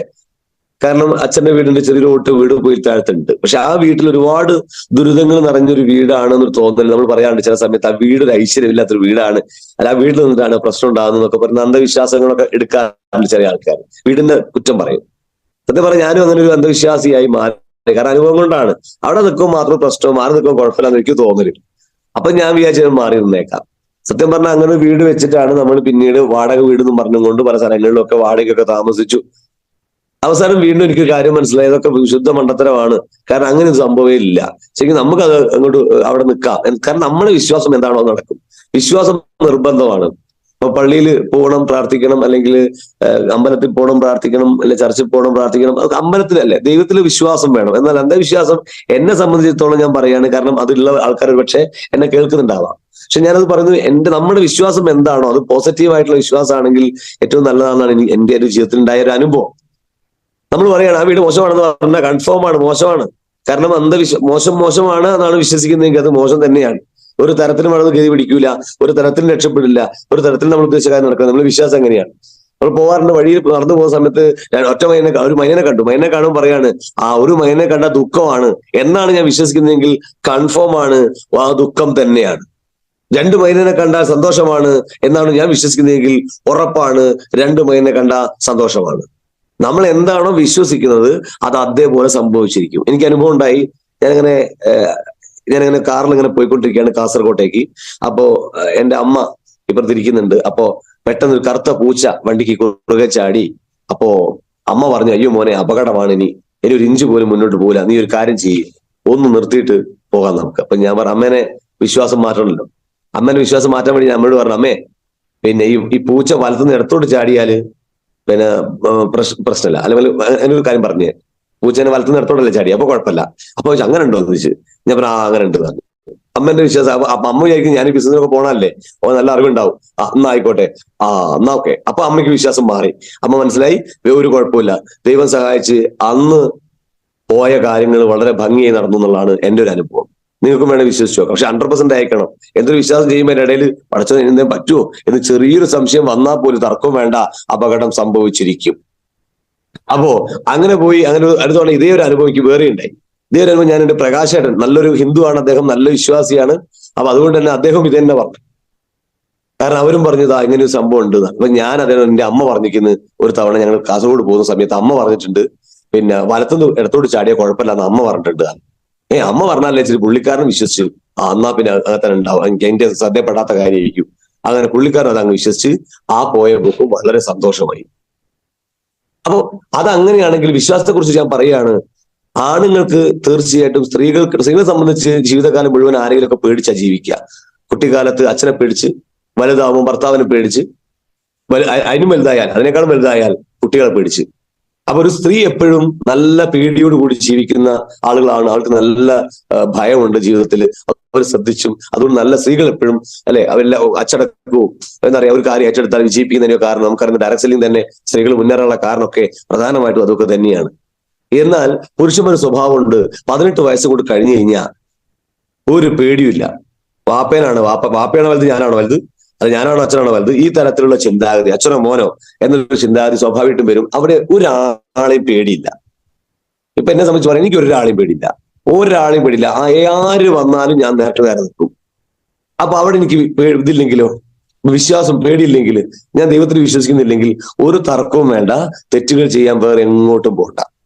അപ്പൊ നമുക്കൊരു പേടി അവിടെ, അങ്ങനെ ഒരാളുണ്ട് അവിടെ എന്ന് വിശ്വാസം ദൈവത്തിൽ നന്നായിട്ട് വേണം. ലീഡേഴ്സ് പറയുന്നത് പോലെ കൂട്ടപ്രാർത്ഥനയും ലോകത്ത് വലിയ റിസൾട്ട് ഉണ്ട്. അപ്പൊ ഞാൻ എപ്പോഴും പറഞ്ഞ കാര്യമാണ്, അമ്പലത്തിൽ പോകുന്ന ആൾക്കാർ ആഴ്ചയിൽ തീർച്ചയായിട്ടും ആഴ്ചയിൽ ദിവസം ഏറ്റവും കൂടുതൽ ആൾക്കാർ അമ്പലത്തിലുണ്ടാകുന്ന ദിവസം ഞായറാഴ്ച ആണെങ്കിൽ എല്ലാ ഞായറാഴ്ച അമ്പലത്തിൽ പോകണം. അല്ലെങ്കിൽ മറ്റേതോ ദിവസങ്ങളാണെങ്കിൽ കുടുംബക്ഷേത്രത്തിൽ എല്ലാ മാസത്തിലും പോകണം. കൂട്ടപ്രാർത്ഥനയ്ക്ക് നിർബന്ധമാണ്. ഇപ്പൊ മുസ്ലിംസ് ആണെങ്കിൽ തീർച്ചയായിട്ടും, അവർ ഇസ്ലാം വിശ്വാസികളാണ്, തീർച്ചയായിട്ടും നിസ്കാരം അത് മുടക്കാതെ കൊണ്ടുപോകണം. ഒരു കാരണവശാലും പള്ളിയിൽ പോകുന്ന കാര്യം ഒരു മുടക്കാൻ പാടില്ല. അതേപോലെ ക്രിസ്ത്യൻസ് ആണെങ്കിലും ഈ പറഞ്ഞ തന്നെ കുർബാന എന്റെ ഞായറാഴ്ചത്തെ അതിൽ കൂടിയിരിക്കണം, പ്രാർത്ഥനയിൽ കൂടിയിരിക്കണം. അപ്പൊ കൂട്ടപ്രാർത്ഥനയും അത് വിശ്വാസം നിർബന്ധമാണ്. നേരെ മറിച്ച് വിശ്വാസം കുറച്ച് എന്ത് ദൈവം എന്നൊക്കെ പറഞ്ഞ് ചെറിയൊരു വിശ്വാസക്കുറവ് ഉണ്ടായിട്ട്, അല്ലെങ്കിൽ അങ്ങനെ ചെറിയ വിശ്വാസമല്ല, വലിയ വിശ്വാസമല്ല, തീരെ വിശ്വസിക്കരുത്. എന്ത് ദൈവം ഒന്നുമില്ല എന്ന് ഉറപ്പാ. എന്ത് ദൈവം എന്നൊരു സംഭവം ഇല്ല എന്നങ്ങ് ഉറച്ചു തീരുമാനിക്കാൻ പറ്റുന്നവർ മാത്രമേ വിശ്വാസി അല്ലാതെ നിൽക്കണ്ടുള്ളൂ.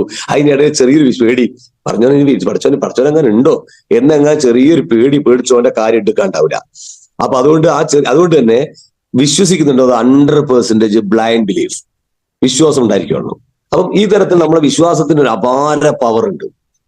അപ്പൊ ഈ തരത്തിൽ ഒരു വിശ്വാസിയാണ് ഞാനും.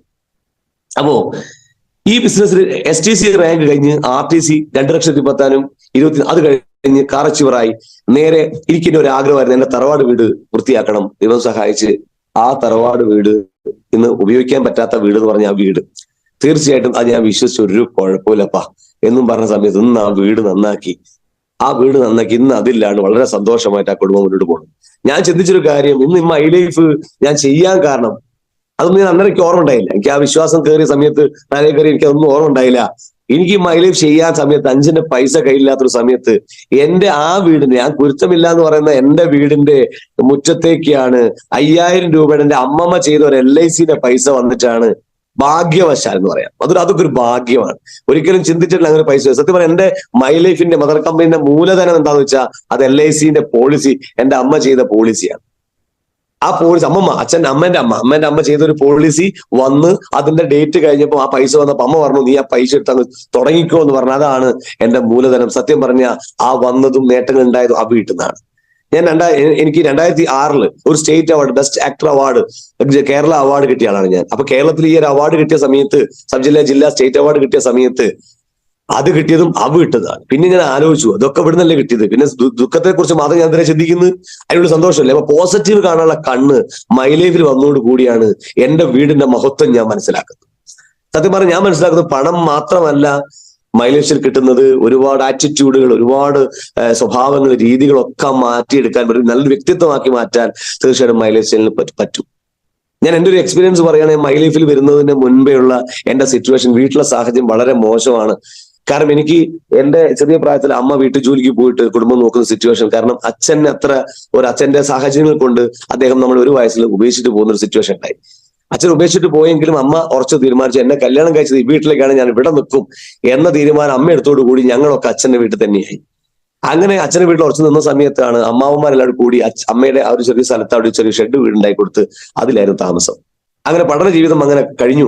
അത് കഴിഞ്ഞ് വീട് വെക്കാൻ ആഗ്രഹിച്ചപ്പോ അമ്മ പഞ്ചായത്ത് പൈസ പാസ്സായി ഒരു പണി തീരാത്ത വീട്ടിലായിരുന്നു പിന്നീട് എന്റെ +2 പഠനം വരെ. ഞാൻ +2 പഠിക്കുമ്പോഴാണ് എന്റെ പെങ്ങളെ വിവാഹം വന്ന സമയത്ത് അമ്മയ്ക്ക് അമ്മയുടെ വീടും സ്ഥലം വിൽക്കുക അല്ലാണ്ട് വേറെ ഓപ്ഷൻ ഇല്ല. വിൽക്കാൻ ആലോചിച്ചപ്പോഴാണ് ഞാൻ ചെറിയ രീതിയിൽ എനിക്കും ടെൻഷനായി, അമ്മനെ സഹായിക്കണം. നോക്കുമ്പോൾ ഞങ്ങൾക്ക് വീടുമില്ല, അച്ഛൻ നോക്കുന്നില്ല. അമ്മ കുട്ടിക്കാലം മുതൽ പറയുന്നത് അച്ഛൻ നോക്കുന്നില്ല, അച്ഛൻ അയാളെങ്ങനെ ആക്കി, അതുകൊണ്ട് ഇങ്ങനെ ആയിപ്പോയി, കഷ്ടപ്പെട്ടു പോയി എന്നൊക്കെ പറഞ്ഞ് അവരുടെ വിഷമം ഇങ്ങനെ പറഞ്ഞുകൊണ്ടിരിക്കും. ഡെയിലി രാവിലെ കേട്ടോണ്ടിരിക്കുന്ന എനിക്ക് ഇഞ്ചക്ഷൻ തരുന്നത് പോലെ ഡെയിലി ആ നെഗറ്റീവ് ഞാനിങ്ങനെ കേട്ട് അച്ഛനോട് വല്ലാത്ത ദേഷ്യം വന്നു തുടങ്ങി. അച്ഛനോട് ദേഷ്യം വന്നു തുടങ്ങിയ സമയത്ത് ഞാൻ ഒരു അക്രമ സ്വഭാവത്തിലേക്ക് എന്റെ രീതി മാറി. അച്ഛന്റെ വീട് ഞാൻ തന്നെ കയ്യേറി, ഞാൻ തന്നെ അവിടേക്ക് ആരും പോകരുത്, അവിടെ നിൽക്കരുത്, ആ ചുറ്റുവട്ടം ആരും പോകരുത്, അവിടെ പോയ പോലെ അങ്ങനെയാക്കും എന്ന് പറഞ്ഞ അമ്മ പേടിപ്പിച്ച് വെച്ചിട്ടായിരുന്നു. ആ പേടിയെ മറികടന്ന് ആ വീടൊക്കെ ചവിട്ടി പൊളിച്ച് ചെയ്യും. ഞാനിങ്ങനെ പറയാൻ പാടുമെന്ന് എനിക്കറിയില്ല. എന്തായാലും ഞാൻ ഒക്കെ അങ്ങോട്ട് ഇടപെട്ട് ഞാൻ ആ വീട് അങ്ങ് വൃത്തിയാക്കി. കാരണം ആ സിറ്റുവേഷൻ എന്റെ വീട് വിൽക്കേണ്ട അവസ്ഥയാണ്. കാരണം ആ വീട് വിറ്റാലാണ് പെങ്ങളെ കല്യാണം കഴിക്കുക. പെങ്ങളെ കല്യാണം കഴിച്ച് സക്സസ്, ആ കല്യാണവും സക്സസ് ആയിട്ടില്ല. വീണ്ടും ടെൻഷൻ കൂടാൻ വേറെ എവിടെയും പോകണം. അത്രയും കഷ്ടപ്പെട്ട് കല്യാണം കഴിച്ചത് കല്യാണം സക്സസ് അല്ല. അങ്ങനെയൊക്കെയുള്ള ഓരോ സാഹചര്യങ്ങൾ വന്ന സമയത്ത് വീണ്ടും അത് പ്രഷർ പിന്നെയും കൂടി. അതുമായി ബന്ധപ്പെട്ട കുറെ പ്രയാസങ്ങളും പ്രശ്നങ്ങളും ഉണ്ടായി. അപ്പോൾ നാട്ടിൽ പോയി നിൽക്കാൻ പറ്റാത്ത സിറ്റുവേഷൻ ഉണ്ടായി. സത്യം പറഞ്ഞാൽ ഇത് വഴിവിട്ടു പോകുന്ന ഒരു അവസ്ഥയിലേക്ക് ആ കാര്യങ്ങൾ പോണത്. നമ്മൾ പോണ നേർവഴിയൊന്നും അല്ല, വഴിയൊക്കെ മാറുക. നമ്മൾ ജീവിതം താളം തെറ്റുന്ന ഒരു അവസ്ഥയിലേക്ക് ഇങ്ങനെ പോകുന്നത് എനിക്കിങ്ങനെ മുന്നിൽ കാണാം. ഈ സിറ്റുവേഷനിൽ ഇങ്ങനെ കടന്നു പോകുമ്പോൾ സത്യം പറഞ്ഞാൽ നാട് വിട്ടു പോയെന്നൊരു പോക്കാണ്. ഞാൻ സെക്കൻഡ് മാരേജ് കഴിയുന്നു. അങ്ങനെ ഞങ്ങള് ഈ വീട്ടിൽ നിൽക്കേണ്ട, വീട്ടിൽ നിന്നിട്ടാണ് പ്രശ്നങ്ങൾ എന്ന് പറഞ്ഞിട്ട് വീട്ടിനകത്ത് മറ്റൊരു വീട്ടിലോട്ട് താമസം മാറുന്നു. ആ ഒരു ചെറിയൊരു ഷെഡ്. അപ്പൊ 26-ാമത്തെ വയസ്സിൽ എന്റെ താമസം ഒറ്റമുറി വീട്ടിലാണ്. ഒറ്റമുറി വീട്ടിൽ പഠനത്തിൽ താമസിച്ചുകൊണ്ടിരിക്കുന്ന സമയത്ത് എന്റെ പെങ്ങളും ഭർത്താവും ഉണ്ട്. ഭർത്താവ് സിറ്റ് ഔട്ട് കിടക്കുന്നു. എനിക്ക് കട്ടിൽ കിടക്കാൻ ആഗ്രഹമുള്ളതുകൊണ്ട് അമ്മ എന്നെ കട്ടിൽ കിടത്തും. അവരുടെ ഭർത്താവ് പിന്നെ സിറ്റ് ഔട്ട് കിടക്കും. അമ്മയും പെങ്ങളും അകത്ത് കിടക്കും. ഇത് കുറെ കാലം കണ്ടപ്പോ എനിക്ക് സങ്കടം തോന്നി. ഞാൻ പറഞ്ഞു, ഇതൊന്നും നടക്കൂല അമ്മേ പരിപാടി. ഒരു കാര്യം, അവരങ്ങ് ജീവിച്ചോട്ടെ. ഒരു ഭാര്യയും ഭർത്താവ് ഒരു കുടുംബമായിട്ട് ജീവിക്കട്ടെ, ഒരു പോക്കൽ ജീവിക്കട്ടെ. ഒരാൾ കിടമ്പ് പോകാം. എനിക്ക് അച്ഛൻ വേറെ എവിടെയെങ്കിലും പോകണം. എനിക്കിങ്ങനെ ഇവിടെ നിന്നൊരു കാര്യമില്ല. എന്റെ മനസ്സ് ഓൾറെഡി വലുതായി കിടക്കുക. എനിക്ക് രക്ഷപ്പെട്ടേ പറ്റൂ. 26 വയസ്സ് വരെ അമ്മേന്റെ ചെലവിൽ ജീവിച്ചുകൊണ്ടിരിക്കുക. അമ്മേന്റെ ചെലവിൽ 26 വയസ്സ് വരെ ജീവിക്കുമ്പോൾ ഭയങ്കര മാനസിക വിഷമമാണ്. അമ്മയോട് അമ്മ 100 എന്ന് പറയുമ്പോൾ എനിക്കും വിഷമം. അമ്മ പണിക്കൂ. അമ്മ അന്നേരം പോവാണ് പിന്നെ മറ്റേ പൊടിയുടെ മില്ലിലൊക്കെ പണിക്ക് പോവാണ്, പൊടിമില്ലില്. ഇങ്ങനെ കുറ്റബോധം കൂടി ഞാൻ അറിയാൻ ഞാനിങ്ങനെ വലിയ ആള് കരുത്തനായി വരിക. ഞാൻ ആ കച്ചറ ഓരോ പ്രശ്നങ്ങൾ ഉണ്ടാക്കി നടക്കുക. അപ്പൊ എനിക്ക് വലിയ ബുദ്ധിമുട്ട്. എനിക്ക് ഇങ്ങനെ മാനസികമായിട്ട് ഞാൻ ആകെ തകർന്ന് എന്ത് ചെയ്യും. ഗൾഫിൽ പോയാലോ പാസ്പോർട്ട് എടുക്കുക, അവിടുന്ന് നാട് വിട്ട് പോവാം എന്ന് വിചാരിച്ച് പാസ്പോർട്ടൊക്കെ എടുത്ത് റെഡിയാക്കി വെച്ച് ഏട്ടന് ഞാനും കൂടി റെഡിയായി ഒരുമിച്ച് പോകാന്നൊക്കെ പറഞ്ഞ് റെഡിയായി നിന്ന സമയത്ത് ഏട്ടന് വിസ ഓക്കെ ആയി, എനിക്ക് ഓക്കെ ആയില്ല. ഞാൻ ആ എല്ലാം ഓപ്പൺ തുറന്നു പറഞ്ഞ സ്വഭാവമുള്ള ആളാ. ഞാൻ എല്ലാവരും പറഞ്ഞു പോയി, ഞാൻ ദുബായി പോവാന്ന് പറഞ്ഞു. അതങ്ങനെ പറയാൻ പാടില്ല എന്ന കാര്യം എനിക്ക് ഓർമ്മയില്ല. ഞാൻ എല്ലാവരോടും പോയി പറഞ്ഞു ഞാൻ പോവാന്ന്. അത് പറഞ്ഞോടുകൂടി ആ പോകാനുമായി പറ്റിയില്ല. ഏട്ടൻ പോവുകയും ചെയ്ത്. ഏട്ടൻ പോയിട്ട് വിസ അയച്ചിട്ടാന്ന് പറഞ്ഞിട്ട് എനിക്ക് അതും കിട്ടിയില്ല. അവസാനം ഞാൻ മോശമല്ല, അവിടെ നിൽക്കാൻ പറ്റുന്നില്ല. അവസാനം ഞാൻ അങ്ങനെ അമ്മ പറഞ്ഞു എറണാകുളത്തോട്ട് താമസം മാറാം. നേരെ എറണാകുളത്തേക്ക് താമസം മാറാന്ന് പറഞ്ഞു. എറണാകുളത്ത് ഞാനൊരു ഓൺലൈനിൽ ഡ്രൈവർ വേക്കൻസി, ലോറി ഡ്രൈവറായിട്ട് എറണാകുളത്ത് ആദ്യമായിട്ട് ജോലി തുടങ്ങി. കാരണം അത്യാവശ്യം ശമ്പളം കിട്ടുന്ന ഡ്രൈവർക്കേ ഉള്ളൂ. അപ്പൊ ഞാൻ അങ്ങനെ കുറച്ച് റിസ്ക് ഉള്ള പണിയാണ്, അങ്ങനെ കുറച്ച് റിസ്ക് ഉള്ള പണിയൊക്കെ എടുക്കാൻ തയ്യാറായി എറണാകുളത്ത്. അങ്ങനെയാണ് അവിടെ തുടങ്ങി, അവിടെ മാർക്കറ്റിംഗ് ഹെഡായി.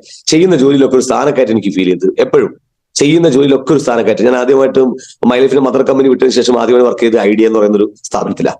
ഐഡിയയിൽ ഞാൻ വർക്ക് ചെയ്ത സമയത്ത് അവിടെ ചെറിയൊരു പ്രീപെയ്ഡ് മാത്രം വിറ്റുകൊണ്ടിരുന്ന ഞാൻ മുക്കം ഷോറൂമിന്റെ മാനേജറായിട്ട് മാറി. അവിടുന്ന് ഞാൻ കമ്പനിയുടെ ഡയറക്ടർ സെയിൽസ് അംഗമായിട്ട് മാറി. അപ്പൊ എന്റെ വിദ്യാഭ്യാസം വെച്ചിരിക്കും മാക്സിമം TL ആയിട്ട് വരാൻ പറ്റിയിട്ടുള്ളൂ. അവിടെ വരെ ഞാൻ കമ്പനിയുടെ ഐഡിയയിൽ പുതിയ ഓഫീസിൽ സ്റ്റാഫായി. അപ്പൊ എന്ത് പ്രവൃത്തി ചെയ്യുമ്പോഴും, അതുപോലെ ബാംഗ്ലൂരിൽ നമ്മൾ ഹോട്ടലിൽ വർക്ക് ചെയ്തു, അവിടെ ഒരു ബില്ലിംഗിലായിരുന്നു. പിന്നെ റെസ്റ്റോറന്റ് മാനേജറായിട്ട് ഉത്തരവാദിത്തം കിട്ടി. അപ്പൊ എല്ലാ ജോലിയിലും സ്ഥാനക്കയറ്റം ഫീൽ ചെയ്ത ഒരു കാര്യം മനസ്സിലായി. ധനീഷ് സാർ പറഞ്ഞു, ഇങ്ങനെ ഒരു സ്ഥാനക്കയറ്റം നിനക്ക് ജോലി കിട്ടുന്നത് കാരണം മൈ ലൈഫിൽ വളരെ ചെറിയ പ്രായത്തിൽ ചെയ്തു, ആൾക്കാരോട് സംസാരിക്കാൻ പഠിച്ചു, പെരുമാറാൻ പഠിച്ചു, ഇതുകൊണ്ട് തന്നെയാണ്. അന്നേരൊക്കെ അത് മനസ്സിലായില്ല. പിന്നെ ഇദ്ദേഹം കൺവിൻസ് ചെയ്തപ്പോൾ എനിക്ക് കാര്യം മനസ്സിലായി, സംഭവം ശരിയാണ്. അന്നേരം മൈ ലൈഫ് വരാൻ തുടങ്ങാൻ കണ്ണു തുറക്കാൻ പ്രധാനപ്പെട്ട ഒരു കാരണം ശരിക്കും പിന്നെ കല്യാണം മുമ്പിൽ വന്നിട്ടുണ്ട്. കല്യാണം കഴിക്കാൻ വലിയ ആഗ്രഹം. കാരണം അമ്മയുടെ ലൈഫും പെങ്ങളുടെ ലൈഫും ഒന്നും സക്സസ് അല്ല. അപ്പൊ അങ്ങനെ നോക്കുമ്പോൾ എനിക്ക് കല്യാണം കഴിക്കണം എന്ന് വലിയൊരു ആഗ്രഹം, എനിക്ക് നല്ലൊരു കുടുംബ ജീവിതം വേണം എന്ന് സ്വപ്നമുണ്ട്. പക്ഷെ അതിന് നോക്കും പണം തടസ്സമാവാൻ പാടില്ല. അപ്പൊ അങ്ങനെയാണെങ്കിൽ മൈ ലൈഫ് തുടങ്ങണം. പണം തടസ്സമാവാൻ പാടില്ല. കാരണം പണമാണ് ഏറ്റവും കുടുംബ പ്രശ്നങ്ങളിൽ ഏറ്റവും പ്രധാനപ്പെട്ട കാരണക്കാരൻ. പണമില്ലാത്തതിന്റെ പേരിലാണ് ഭൂരിഭാഗം 90% കുടുംബ ജീവിതത്തിൽ പ്രശ്നം കിടക്കുന്നത്. അപ്പൊ ആ പ്രശ്നങ്ങൾ ഉണ്ടാവുന്നത് പണം നിർബന്ധമാണ് ഹാപ്പി ആയിട്ട് ജീവിക്കാൻ. അപ്പൊ അതങ്ങനെയാണ് മൈ ലൈഫ് സ്റ്റൈലിലേക്ക് കാൽക്കുന്നത്. അതിന് മൈ ലൈഫിലെ പാർട്ട് ടൈം ആയിട്ട് തുടങ്ങിയതാണ്, പിന്നെ ഫുൾ ടൈം ലെവലിലേക്ക് ഏറ്റെടുത്ത് മുന്നോട്ട് പോയി. അങ്ങനെ 2021, 2022, 2023 കാലങ്ങളായിട്ട് RTC NTC ഒക്കെ ആയിട്ട് വളരെ വേഗത്തിലായിരുന്നു NTC. ഇത് കുറച്ച് മാസങ്ങൾ കൂടിയുള്ളൂ RTC CTC എന്ന് പറയുന്ന റാങ്കിലോട്ട് CTC കോർഡിനേറ്റർ ടീം കോർഡിനേറ്ററിലേക്ക് ടച്ചിൽ നിൽക്കുകയാണ് അപ്പൊ അതിനു വേണ്ടിയിട്ടുള്ള പ്രവർത്തനങ്ങളാണ്. അപ്പൊ എന്തായാലും ഇത്തരത്തിലേക്ക് ഇന്നിപ്പോ ഔട്ട് സ്റ്റേഷൻ ബിസിനസ് ഓപ്പറേറ്റ് ചെയ്തു. ഇന്ന് കേരളത്തില് 14 ജില്ലകളിലും നമുക്ക് ടീമുണ്ടെന്ന് കഴിഞ്ഞ ദിവസം ഞാൻ കണക്കെടുത്ത സമയത്ത് മനസ്സിലായി. ഇടുക്കി അടക്കം എല്ലാ ജില്ലകളിലും ഐഡികളുണ്ട്. എന്നാൽ ഇന്ന് ശക്തമായ ടീം കാസർഗോഡ് നല്ലൊരു ടീം കോർഡിനേറ്റർ വരെയായി, ഏരിയ ടീം കോർഡിനേറ്റർ ടച്ചിങ് വരെ അവിടെ ടീം എത്തി. അതുപോലെ തിരുവനന്തപുരത്ത് TC കഴിഞ്ഞ് ATCയിലേക്ക് പോയിക്കൊണ്ടിരിക്കുന്ന ലീഡർമാർ വരെ എത്തിക്കഴിഞ്ഞു.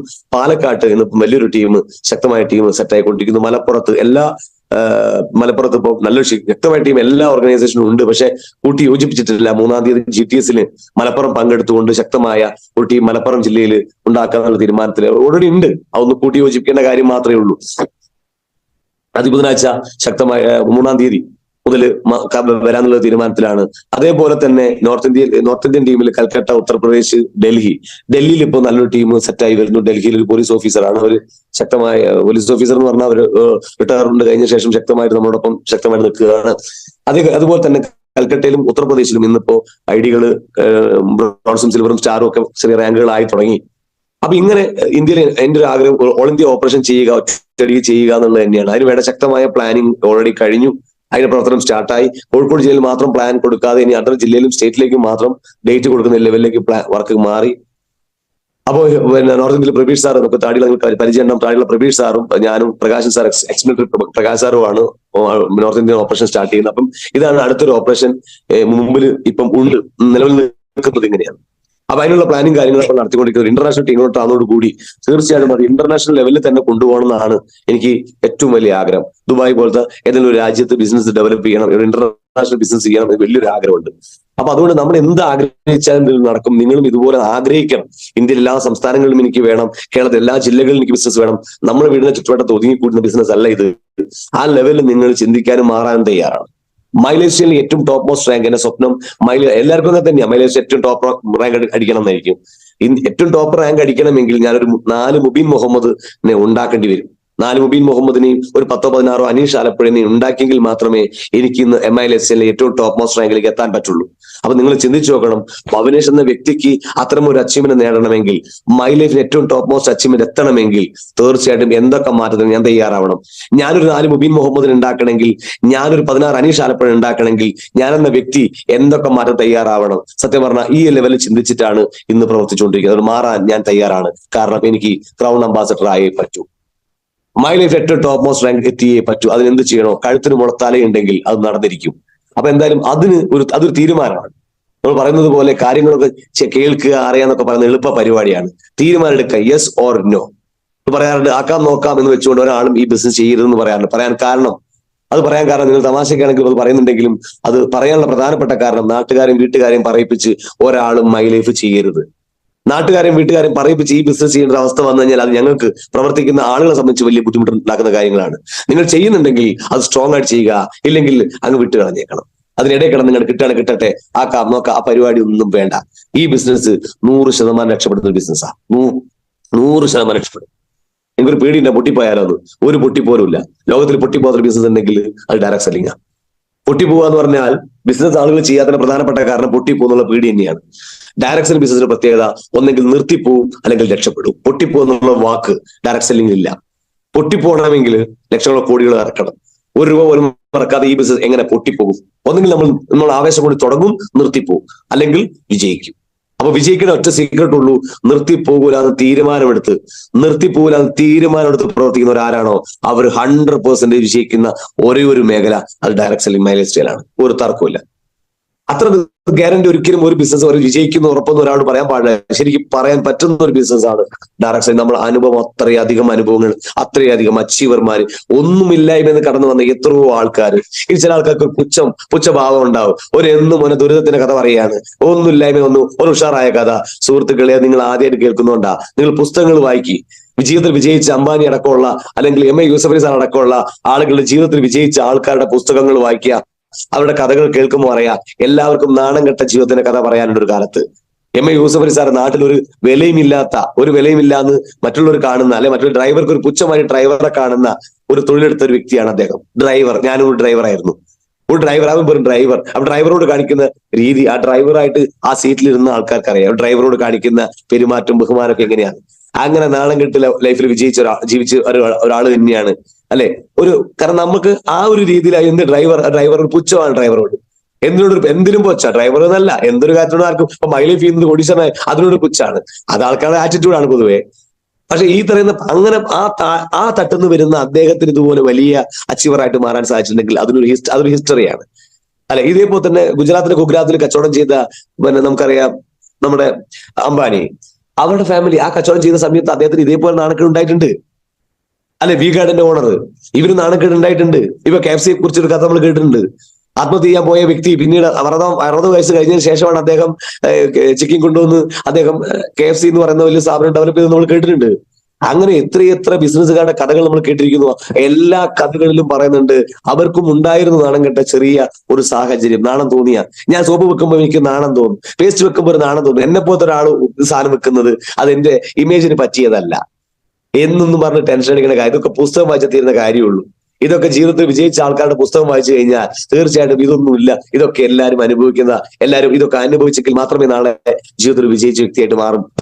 സുഹൃത്തുക്കളെ, നമ്മൾ വിജയിക്കുക എന്നതിനേക്കാളും ഞാൻ മനസ്സിലാക്കുന്നത് നമ്മൾ കാരണം ഒരുപാട് ആൾക്കാർ വിജയിക്കുന്നുണ്ട് എന്നുള്ളതാണ്. ഇന്ന് നിങ്ങളുടെ രാവിലെ 6 മണിക്ക് എഴുന്നേറ്റ് ഞാൻ നിങ്ങൾക്ക് ക്ലാസ് വന്നതുകൊണ്ട് ഒരിക്കലും എനിക്ക് 1 രൂപ പോലും എന്റെ അക്കൗണ്ടിൽ കിട്ടില്ല. പക്ഷെ നമ്മളെ കയ്യിൽ കിട്ടിയാലും കിട്ടിയിട്ടില്ലെങ്കിലും മറ്റുള്ളവർക്ക് കിട്ടണം എന്ന വളരെ ആത്മാർത്ഥമായ ഒരു മനോഭാവമാണ് ഈ ബിസിനസ്സിന് വേണ്ടത്. ഇനി ഞാൻ ഉറങ്ങിക്കിടക്കുന്ന സമയത്ത് പോലും എന്റെ ടീമിനെ വളർത്താൻ ഉമ്മർ സാർ വന്ന് സംസാരിച്ചിട്ടുണ്ട്. ഞാൻ ഉറങ്ങിക്കിടക്കുന്ന സമയത്ത് പോലും എന്റെ ടീമിലേക്ക് ബിജു സാർ വന്ന് ഡെവലപ്പ് ചെയ്യാൻ സഹായിച്ചിട്ടുണ്ട്. അപ്പൊ സുഹൃത്തുക്കളെ, മനസ്സിലാക്കണം, ഇത് ആത്മാർത്ഥമായി മറ്റുള്ളവരെ സഹായിക്കുന്ന ഒരു ബിസിനസ്സാണ്. തന്റെ ബെനിഫിറ്റ് നോക്കിയിട്ടൊന്നുമല്ല. അപ്പൊ അങ്ങനെ പരസ്പരം സഹായിച്ചുകൊണ്ട് നേടുന്ന ഈ ഒരു നേട്ടം അത് ചെറുതല്ല. ഇത് ഖുറാനിൽ പറയുന്നതായിക്കോട്ടെ, ബൈബിളിലോ ഗീതയിൽ എന്ത് പറയുന്നതായിക്കോട്ടെ, മറ്റുള്ളവരെ സഹായിക്കുക എന്നുള്ളത് തന്നെയാണ് എല്ലാ മതഗ്രന്ഥങ്ങളും. എല്ലാ ഗ്രന്ഥവും വായിക്കണം ഒരു നിർബന്ധവും ഇല്ല, അല്ലെ? ഗ്രന്ഥം വായിച്ചില്ലേ മനസ്സിലാവും, നന്മകൾ മാത്രമേ അതെല്ലാം പറയുള്ളൂ. അപ്പൊ ഒരു നല്ല വ്യക്തിക്ക് തീർച്ചയായിട്ടും ഈ ബിസിനസ് ചെയ്യാൻ പറ്റും. കാരണം നമ്മളിവിടെ ഒരാളെയും പറ്റിക്കുന്നില്ല. കൊടുക്കുന്ന പണത്തിന് തുല്യമായ പ്രൊഡക്റ്റ് തരും. ചെയ്ത നേട്ടം, ചെയ്തില്ലെങ്കിൽ ഒരു നഷ്ടമില്ല. ഈ സാധനം വീട്ടിൽ ഉപയോഗിക്കുക. ബിസിനസ് തുടങ്ങി നിർത്തിയാലും ഒരു നഷ്ടമില്ല. തുടങ്ങി നിർത്തിയാൽ പോലും എന്താ നഷ്ടം? നമുക്ക് കയ്യിൽ നിന്നാ പോകുന്നത്? ഒന്നും പോകുന്നില്ല. ഈ സാധനങ്ങൾ മാറ്റിയെടുക്കാനുള്ള സംവിധാനം ടീമിനുള്ളിൽ തന്നെ ഉണ്ട്. കമ്പനിയിലേക്ക് പോകുന്നും വേണ്ട. നിങ്ങൾക്ക് സാധനങ്ങൾ എന്തെങ്കിലും മാറ്റണം, നിങ്ങൾ കൊണ്ട് തന്ന ലീഡറോട് പറഞ്ഞാൽ ആ സാധനങ്ങൾ നിങ്ങൾക്ക് വേണ്ട സാധനങ്ങളാക്കി അവർ മാറ്റി തരും, സഹായിക്കും. ഒരു തരത്തിലും നഷ്ടമില്ലാത്ത ഒരു ബിസിനസ് ഓപ്പർച്യൂണിറ്റി. ദൈവത്തിന് കയ്യൊപ്പ് ചാർജ് ചുമ്മാ പറയുന്നൊന്നുമല്ല. നിങ്ങൾ ചിന്തിച്ചു പറഞ്ഞു, യെസ് ഓർണോ, ആണോ അല്ലയോ എന്നുള്ളത് നിങ്ങൾ തന്നെ പറഞ്ഞു. എങ്ങനെ തിരിച്ചു മറിച്ച് ചിന്തിച്ചാലും വളരെ മനോഹരമായിട്ടുള്ള ഒരു ബിസിനസ്.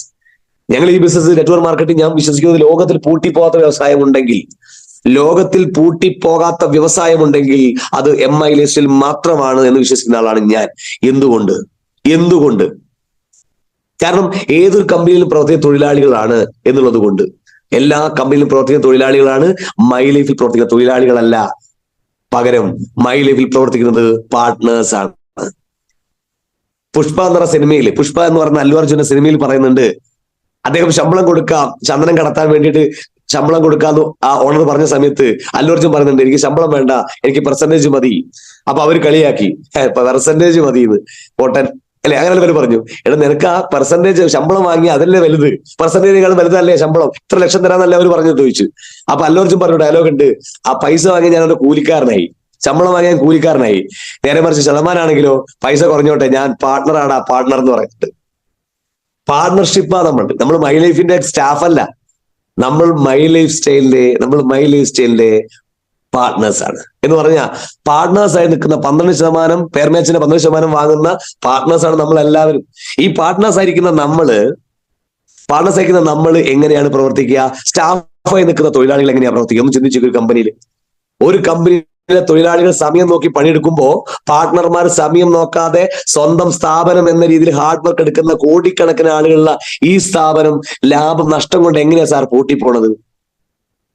നഷ്ടം കൊണ്ട് എങ്ങനെയാ സാർ ലോകത്തിൽ പൂട്ടിപ്പോത്ത വ്യവസായം ഉണ്ടെങ്കിൽ അത് MI ലൈഫ് സ്റ്റൈൽ തന്നെയാണ്, യാതൊരു തർക്കവുമില്ല. കാരണം അത്രയും അധികം ആളുകൾ ഈ ഇൻഡസ്ട്രിയിൽ എന്റെ സ്വന്തം ജോലിയാണെന്ന് നോക്കി സമയം നോക്കാതെ, സ്വന്തം ബിസിനസ്സാണ്, സ്വന്തം പ്രവൃത്തി, എന്റെ സ്വന്തം സ്ഥാപനമാണ് എന്ന ഒരു സ്വന്തം സ്ഥാപനം എത്രത്തോളം കമ്മിറ്റ്മെന്റിലാണ് നടത്തിക്കൊണ്ടുപോകുന്നത്, അതേപോലെ അത്രത്തോളം കമ്മിറ്റ്മെന്റിൽ നടത്തിക്കൊണ്ടുപോകുന്ന ബിസിനസ്സാണ് MI ലൈഫ് സ്റ്റൈൽ. അപ്പൊ ഇതിൽ അത്രയും അധികം ആളുകൾ, കോടിക്കണക്കിന് ആൾക്കാർ പ്രവർത്തിക്കുന്ന ഈ കമ്പനി എങ്ങനെയാണ് സാർ പൂട്ടിപ്പോണത്? ഗവൺമെന്റ് പ്രോബ്ലമാണ് പൂട്ടിപ്പോണതെങ്കിൽ അത് 2011 വരെ ഉണ്ടായിരുന്നു. കാരണം അതുണ്ടാകും. കാരണം 1940 ലോകത്തില് അമേരിക്കയിൽ സ്റ്റാർട്ട് ചെയ്ത ഡയറക്ട് സെല്ലിംഗ് ഇൻഡസ്ട്രി 1977 കണ്ടുപിടിച്ച രാജ്യത്ത് പോലും 37 കൊല്ലങ്ങൾക്ക് ശേഷം നിയമം വരുന്നത്. കണ്ടുപിടിച്ച രാജ്യത്ത്, ഈ ഇൻഡസ്ട്രി കണ്ടുപിടിച്ച ഡയറക്ട് സെല്ലിംഗ്, ഈ പ്ലാൻ, ഈ സിസ്റ്റം കണ്ടുപിടിച്ച രാജ്യത്ത് 37 കൊല്ലങ്ങൾക്ക് ശേഷം അവിടെ നിയമം വന്നു. പക്ഷെ ഇന്ത്യയിൽ വരാൻ എന്തുകൊണ്ട് നേരം വൈകി? നേരം വൈകാൻ കാരണം ഇന്റർനെറ്റും കമ്പ്യൂട്ടറും ഇല്ല. ഇന്റർനെറ്റും കമ്പ്യൂട്ടറും വന്നത് 1990-കളിലാണ്. 90-കളിൽ കമ്പ്യൂട്ടറും ഇന്റർനെറ്റും വന്നതിന് ശേഷം 96 അട്, തേക്ക്, മാഞ്ചിയം, മണീച്ചി, നാംവേ, കോണ്ടം പോലത്തെ പല ഡയറക്ട് സെല്ലിംഗ് കമ്പനിയുടെയും കടന്നു വരും. നല്ലതും ചീത്തയും എല്ലാം മിക്സ് ആയിട്ടാ വരിക. അങ്ങനെയാണല്ലോ, വരുമ്പോഴും എല്ലാം കൂടി മിക്സ് ആയിട്ടാ വരിക. വിദേശ കമ്പനികൾ, ഒരുപാട് കമ്പനികൾ ഇന്ത്യയിലേക്ക് വന്നു. 2006 കാലഘട്ടം. ആ 1990 കാലഘട്ടത്തിൽ കമ്പ്യൂട്ടർ വന്നതിന് ശേഷം 96 കാലഘട്ടത്തിൽ ഡയറക്ട് സെല്ലിംഗ് ഇന്ത്യയിൽ വരുന്നു. 96 മുതൽ 2011 കാലഘട്ടം വരെ ശക്തമായിട്ട് ഈ ഇൻഡസ്ട്രി ഉണ്ടായിരുന്നു. പക്ഷെ ആ കാലയളവിനുള്ളിലാണ് ഈ ഇൻഡസ്ട്രിക്ക് പോസിറ്റീവായ അനുഭവം ഉണ്ടായത്. ഒരു നെഗറ്റീവ് മാത്രമല്ല സുഹൃത്തുക്കളെ, പോസിറ്റീവും ഉണ്ട്. ഒരുപാട് സാധാരണക്കാരനായിട്ടുണ്ട് 1996 മുതൽ 2011 വരെ. എന്നാൽ നെഗറ്റീവ് ഉണ്ട്. ആളുകളെ പറ്റിച്ച കുറെ കമ്പനിയും ഇതിനിടയിലുണ്ട്. തീർച്ചയായിട്ടും ഗവൺമെന്റ് എപ്പോഴും ആളുകൾ നഷ്ടം ഉണ്ടെങ്കിൽ മാത്രമേ നോക്കുന്നുള്ളൂ, അല്ലെ? അത് ലാഭമുള്ള ആൾക്കാർ 1 ലക്ഷപ്പെട്ടു പോട്ടെ, നഷ്ടം കുടുങ്ങിയിട്ടുണ്ടോ അതിനെതിരെയാണ് കമ്പനി അപ്പോഴാണ് ഗവൺമെന്റ് ഇടപെട്ടു. പക്ഷെ ഗവൺമെന്റ് ഒന്നും മനസ്സിലാകുന്നില്ല. ഗവൺമെന്റ് ഈ ഇൻഡസ്ട്രി നോട്ട് നിരോധനം പോലെ കംപ്ലീറ്റ് ബാൻ ചെയ്യപ്പെട്ടു. 2010 മൊത്തം നല്ല കമ്പനി ഒക്കെ തന്നെ അവർ അറസ്റ്റ് ചെയ്തു. ഒരു ലീഡർമാർക്ക് പോലും വീട്ടിൽ കയറി നിൽക്കാൻ പറ്റാത്ത അവസ്ഥ, ഒരു മീറ്റിംഗ് നടത്താൻ പറ്റാത്ത അവസ്ഥ, അറസ്റ്റ് ചെയ്യുന്ന ഒരു അവസ്ഥ, പൈസ ചോദിക്കുന്ന ഒരു അവസ്ഥ, വീട്ടിൽ കയറിങ്ങാണ്ട് കോഴിക്കോട് പോലീസ് ഓഫീസർ പോലും ഇതുപോലെ പണം ചോദിച്ചൊരവസ്ഥ. ഒരുപാട് സമരങ്ങൾ ഈ ഇൻഡസ്ട്രിക്ക് വേണ്ടി നമ്മൾ നടത്തി. നിയമസഭാ മാർച്ച്, കുത്തിരിപ്പ് സമരം. നിങ്ങൾ ഇന്ന് ഏതൊരു വ്യവസായം, എന്തൊരു അവകാശങ്ങൾ നമ്മൾ നേടിയെടുത്തത് സമരം ചെയ്തിട്ടാണെങ്കിൽ, നമ്മൾ ഇന്ത്യക്ക് സ്വാതന്ത്ര്യം കിട്ടിയത് പോലും സമരം ചെയ്തിട്ടാണെങ്കിൽ, ഇതൊരു ഫിനാൻഷ്യൽ ഫ്രീഡത്തിനുള്ള യുദ്ധമായിരുന്നു. ഒരുപാട് അസാധാരണക്കാരനായാൽ ഒരു രാജ്യം രക്ഷപ്പെടുന്ന ഏതൊരാൾക്കും അറിയാം. സുഹൃത്തുക്കളെ, അങ്ങനെ രാജ്യം രക്ഷപ്പെടണമെങ്കിൽ എന്നും പണ്ടും നിങ്ങൾ പഠിച്ച കാലഘട്ടത്തിലും എന്നേക്കാൾ സീനിയേഴ്സ് ആയിട്ടുള്ള ആൾക്കാരായാലും നിങ്ങൾ പഠിച്ചതും ഡെവലപ്പിംഗ് കൺട്രി എന്നാണ്. ഞാനും ഡെവലപ്പിംഗ് കൺട്രി എന്നാണ് ഇനി പഠിച്ചുകൊണ്ടിരിക്കുന്നത്. ഡെവലപ്പിംഗ് എന്നാണ് ഡെവലപ്ഡ് ആവുന്നത്. ഒരു രാജ്യം ഡെവലപ്ഡ് ആവുന്ന രാജ്യത്തിന്റെ ആളോഹരി വരുമാനം വർദ്ധിക്കണം. രാജ്യത്തിന്റെ ആളോഹരി വരുമാനം വർദ്ധിക്കണമെങ്കിൽ ഓപ്പർച്യൂണിറ്റി വേണം, അവസരം വേണം. ഞാൻ പറഞ്ഞു, ഞാനൊക്കെ എന്റെ കുട്ടിക്കാലത്ത് അബ്ദുൽ കലാം സാറിന്റെ വാക്കുകൾ കേട്ടാ വളരുന്നത്. യുവാക്കളെ, നിങ്ങൾ സ്വപ്നം കാണും, നിങ്ങൾ ഉറക്കം കെടുത്ത സ്വപ്നം കാണുന്ന അബ്ദുൽ കലാം സാർ പറയുന്നത്. ഒരു തലക്കല് അബ്ദുൽ കലാം സാർ പറയാണ്, യുവാക്കൾ നിങ്ങൾ സ്വപ്നം കാണും. അദ്ദേഹം ഒരു മതപണ്ഡിതനൊന്നുമല്ല, മതത്തിന്റെ ആളൊന്നുമല്ല, അല്ലെ? അദ്ദേഹം ഒരു വ്യക്തിയാണ്. അദ്ദേഹം ഇന്ത്യക്ക് വളരെ പ്രധാനപ്പെട്ട ഒരു വ്യക്തിയാണ്. നമുക്ക് എല്ലാവർക്കും അറിയാം അബ്ദുൽ കലാം സാറിനെ പറ്റി. അദ്ദേഹം ഒരു മുസ്ലിം അല്ല, അല്ലെങ്കിൽ ഹിന്ദു അല്ല, അല്ലെങ്കിൽ ക്രിസ്ത്യൻ അല്ല, അല്ലെ? അങ്ങനെ ഒരു നല്ലൊരു വ്യക്തിത്വമാണ് ശരിക്കും അദ്ദേഹം. ആ ഒരു അബ്ദുൽ കലാം സാറിനെ സ്വപ്നം കാണാൻ പഠിപ്പിച്ച അദ്ദേഹം പക്ഷെ യുവാക്കൾ സ്വപ്നം കാണാൻ പറയാൻ കാരണം അദ്ദേഹത്തിന് അറിയാമായിരുന്നു, ഒരു രാജ്യം രക്ഷപ്പെടണമെങ്കിൽ യുവാക്കൾ സ്വപ്നം കണ്ടാൽ നടക്കുന്ന അദ്ദേഹത്തിന് അറിയാം. പക്ഷെ എന്തിട്ട് സ്വപ്നം കാണും നമ്മൾ? ഞാൻ 24 മണിക്കൂറും എന്താ പറയാ പറമ്പില് കളയ്ക്കാന്നല്ലേ പറയാ, വാക്കുകൾ തെറ്റുണ്ടെങ്കിൽ ക്ഷമിക്കണം. ഇതിൽ നമുക്ക് കിളയ്ക്കാൻ അല്ലെങ്കിൽ പറമ്പിൽ പണിയെടുക്കാൻ ഞാൻ തയ്യാറാണ്. 24 മണിക്കൂർ പണിയെടുക്കാൻ ഞാൻ തയ്യാറാണ്. 24 മണിക്കൂർ ഞാൻ ഓട്ടോ ഈ പണിയൊന്നും മോശമായിട്ടല്ല കേട്ടോ. ഈ കാലഘട്ടത്തിൽ ഞാൻ ആ പണി എടുക്കാൻ ഞാൻ തയ്യാറാണ്. 24 മണിക്കൂർ ഞാൻ എടുത്തോളാം സുഹൃത്തുക്കൾ. 24 മണിക്കൂർ ഞാൻ കൽപ്പനയ്ക്ക് പോയിക്കോളാം. ഇന്ന് ഇതൊക്കെ എടുത്ത് ഒരു കാലത്ത് ഒരു കൂട്ടുകുടുംബം ശക്തമായിട്ട് കൊണ്ടുപോയ ആൾക്കാർ എന്നെ കേൾക്കുന്നുണ്ട്. എന്നാൽ ഇന്നത്തെ കാലഘട്ടത്തിൽ അത് അങ്ങനെ 24 മണിക്കൂർ കഷ്ടപ്പെടാൻ ഞാൻ തയ്യാറാണ്. ജീവിക്കാൻ രക്ഷപ്പെടാൻ പറ്റുമോ? നിങ്ങൾ പറ. നമ്മൾ എവിടെയെങ്കിലും വന്നിട്ട് കഷ്ടപ്പെട്ടിട്ട് ഒരു കാര്യമില്ല. ഏതെങ്കിലും പ്ലാറ്റ്ഫോമിൽ നിന്ന് കഷ്ടപ്പെട്ടിട്ട് ഒരു കാര്യമില്ല. കഷ്ടപ്പെടുന്നുണ്ടെങ്കിൽ രക്ഷപ്പെടുന്ന ഉറപ്പുള്ള പ്ലാറ്റ്ഫോമിൽ നിന്ന് കഷ്ടപ്പെട്ടാൽ മാത്രമേ ജീവിതത്തിൽ രക്ഷപ്പെടുള്ളൂ. അപ്പൊ മൈ ലൈഫ് എന്ന് പറയുന്നത്, ഞാൻ ഇതേ കഷ്ടപ്പാട് മൈ ലൈഫ് ഇല്ലായിരുന്നെങ്കിൽ ഞാൻ ഇന്ന് എന്റെ വിദ്യാഭ്യാസം, എന്റെ സാമ്പത്തിക അവസ്ഥയും വെച്ച് ബിസിനസ് ചെയ്യാനുള്ള കഴിവും അറിവും ഒക്കെ എനിക്ക് ഉണ്ടെങ്കിലും 5-10 ലക്ഷം രൂപ എനിക്ക് മുടക്കാൻ പൈസ ഇല്ലാത്തതിന്റെ പേരിൽ ഞാൻ ഇന്നത്തെ ഈ പ്രായത്തിലും ഞാൻ ഏതെങ്കിലും കമ്പനിയുടെ സെയിൽസ് എക്സിക്യൂട്ടീവ് ആയിട്ട് എന്റെ കാലം കഴിച്ചു നിൽക്കേണ്ട ആളാണ് ഞാൻ. യാതൊരു രക്ഷയില്ല. ഇനി ഈ ബിസിനസ്സിൽ വന്നതുകൊണ്ട് മാത്രം ഇന്ന് ലൈഫ് സ്റ്റൈൽ ഉണ്ടാക്കാൻ പറ്റി, നല്ല ലൈഫ് സ്റ്റൈൽ ഉണ്ടാക്കാൻ, ലക്ഷ്യങ്ങൾ സമ്പാദിക്കാൻ പറ്റി, കോടികൾ ടേൺ ഓവർ ഉണ്ടാക്കാൻ പറ്റി. അത് ഇങ്ങനത്തെ ഒരു ബിസിനസ് അവസരം കിട്ടിയതുകൊണ്ട് മാത്രം. എന്നെ പോലെ ഒരുപാട് ചെറുപ്പക്കാര് ഇന്ന് മാർക്കറ്റിലുണ്ട്, പണം മുടക്കാൻ കഴിവില്ലാത്ത, എന്നാൽ എന്നേക്കാളും ശക്തമായ കഴിവുള്ള ഒട്ടനവധി ആളുകൾ സമൂഹത്തിലുണ്ട്. അവർക്ക് ബിസിനസ് ചെയ്യണമെന്ന് ആഗ്രഹമുണ്ട്, പണമില്ല.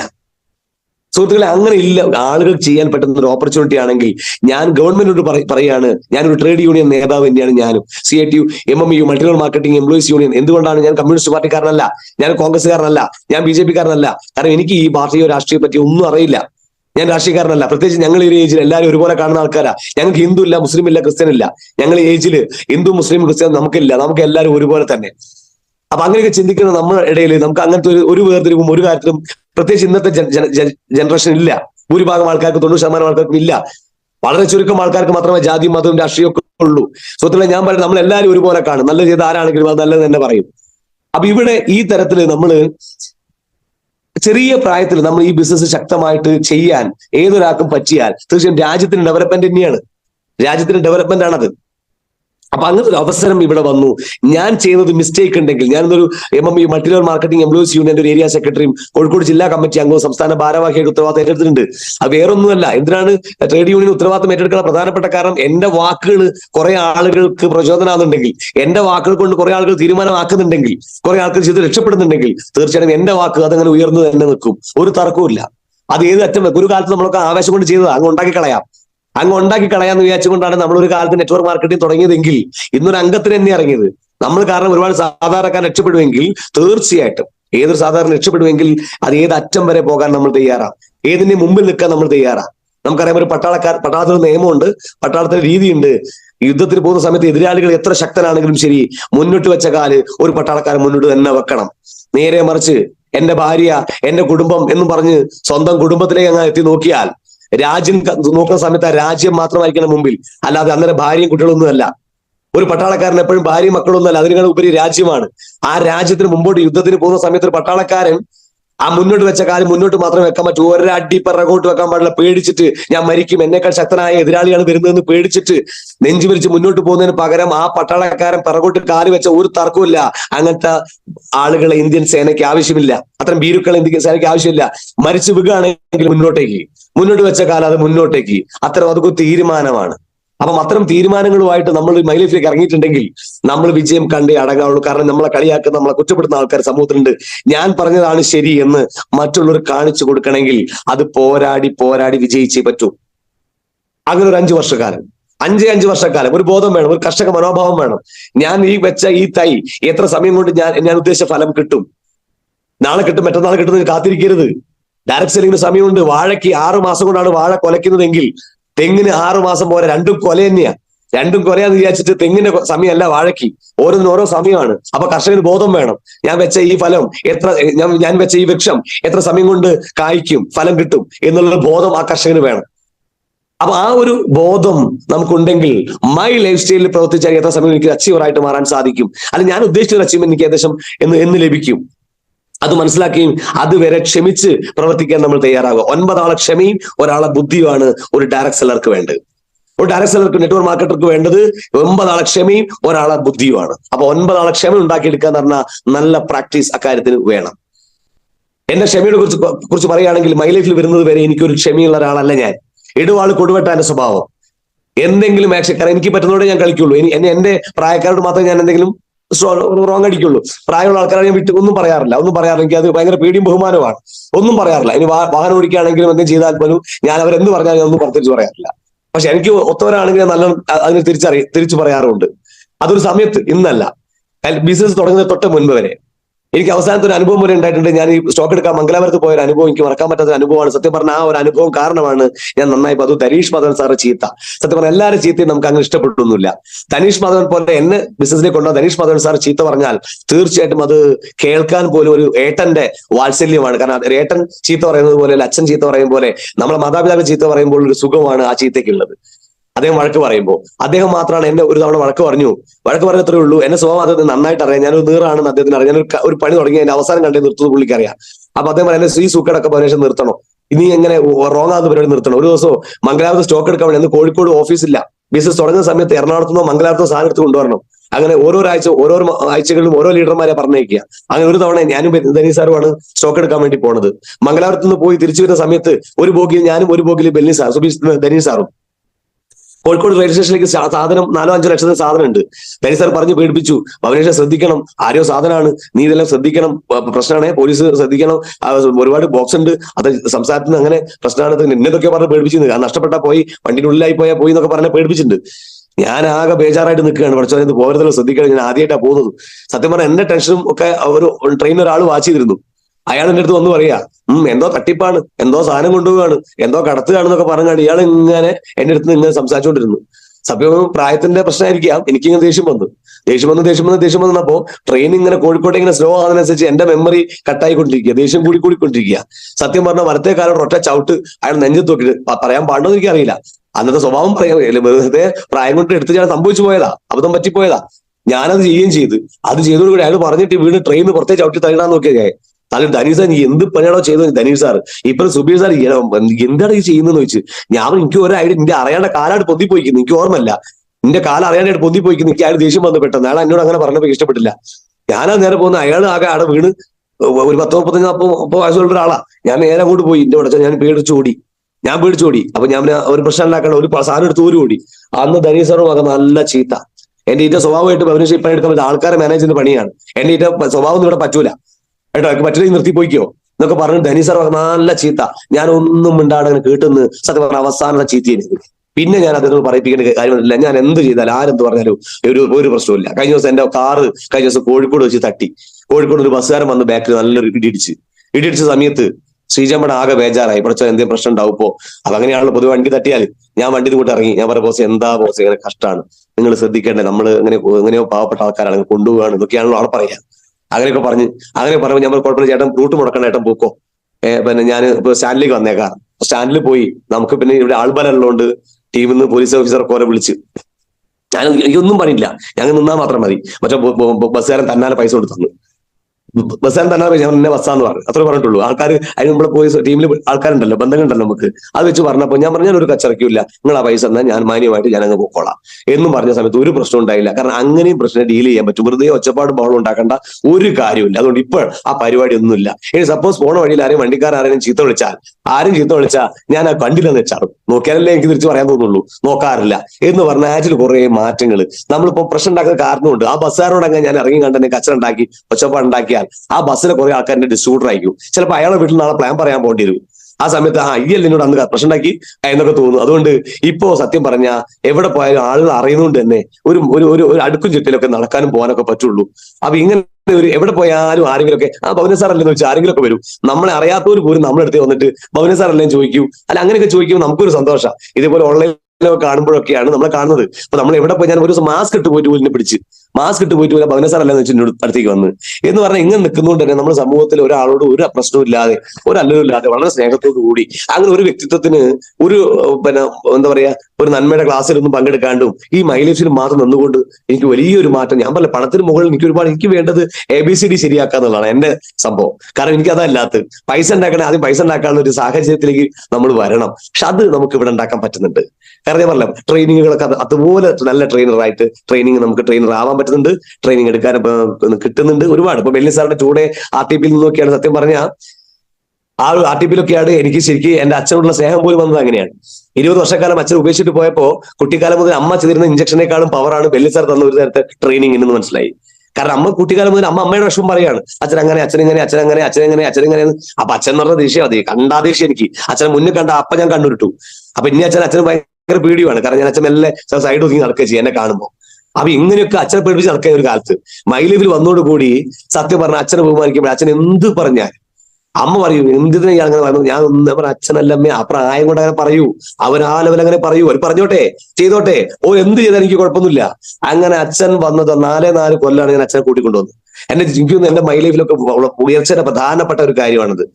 കാരണം തെറ്റുകൾ ചെയ്യുന്നതല്ല, നമ്മൾ അറിഞ്ഞുകൊണ്ട് തെറ്റ് ചെയ്തതല്ല, നമ്മളല്ല തെറ്റ് ചെയ്ത്, അല്ലെ, അച്ഛനാണ് തെറ്റ് ചെയ്തത്. അച്ഛൻ നമ്മൾ നോക്കാത്തതുകൊണ്ട് നമുക്ക് അച്ഛനുള്ള ബഹുമാനം പോയതാ.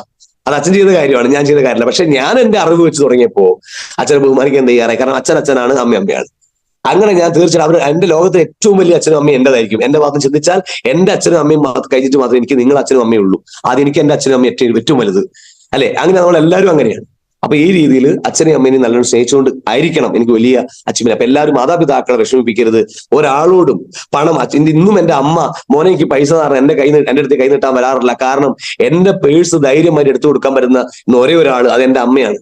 അല്ലെ, അമ്മയുടെ കയ്യിൽ ധൈര്യമായിട്ട് എടുത്തു കൊടുക്കാൻ പറ്റും പൈസ. കാരണം അമ്മ പൈസ ഉണ്ടെങ്കിലും പറയും നിനക്ക് തികയോ, ഇല്ല നീ വേണ്ട അവിടെ വെച്ചോ എന്ന് ഞാൻ എത്രയോ കേട്ടിട്ടുണ്ട്. ആ പൈസ ഉണ്ട്, ഞാൻ പറഞ്ഞ പൈസ അല്ലേ പേഴ്സണൽ അങ്ങ് എടുത്തോളിന്ന് അറിഞ്ഞേ.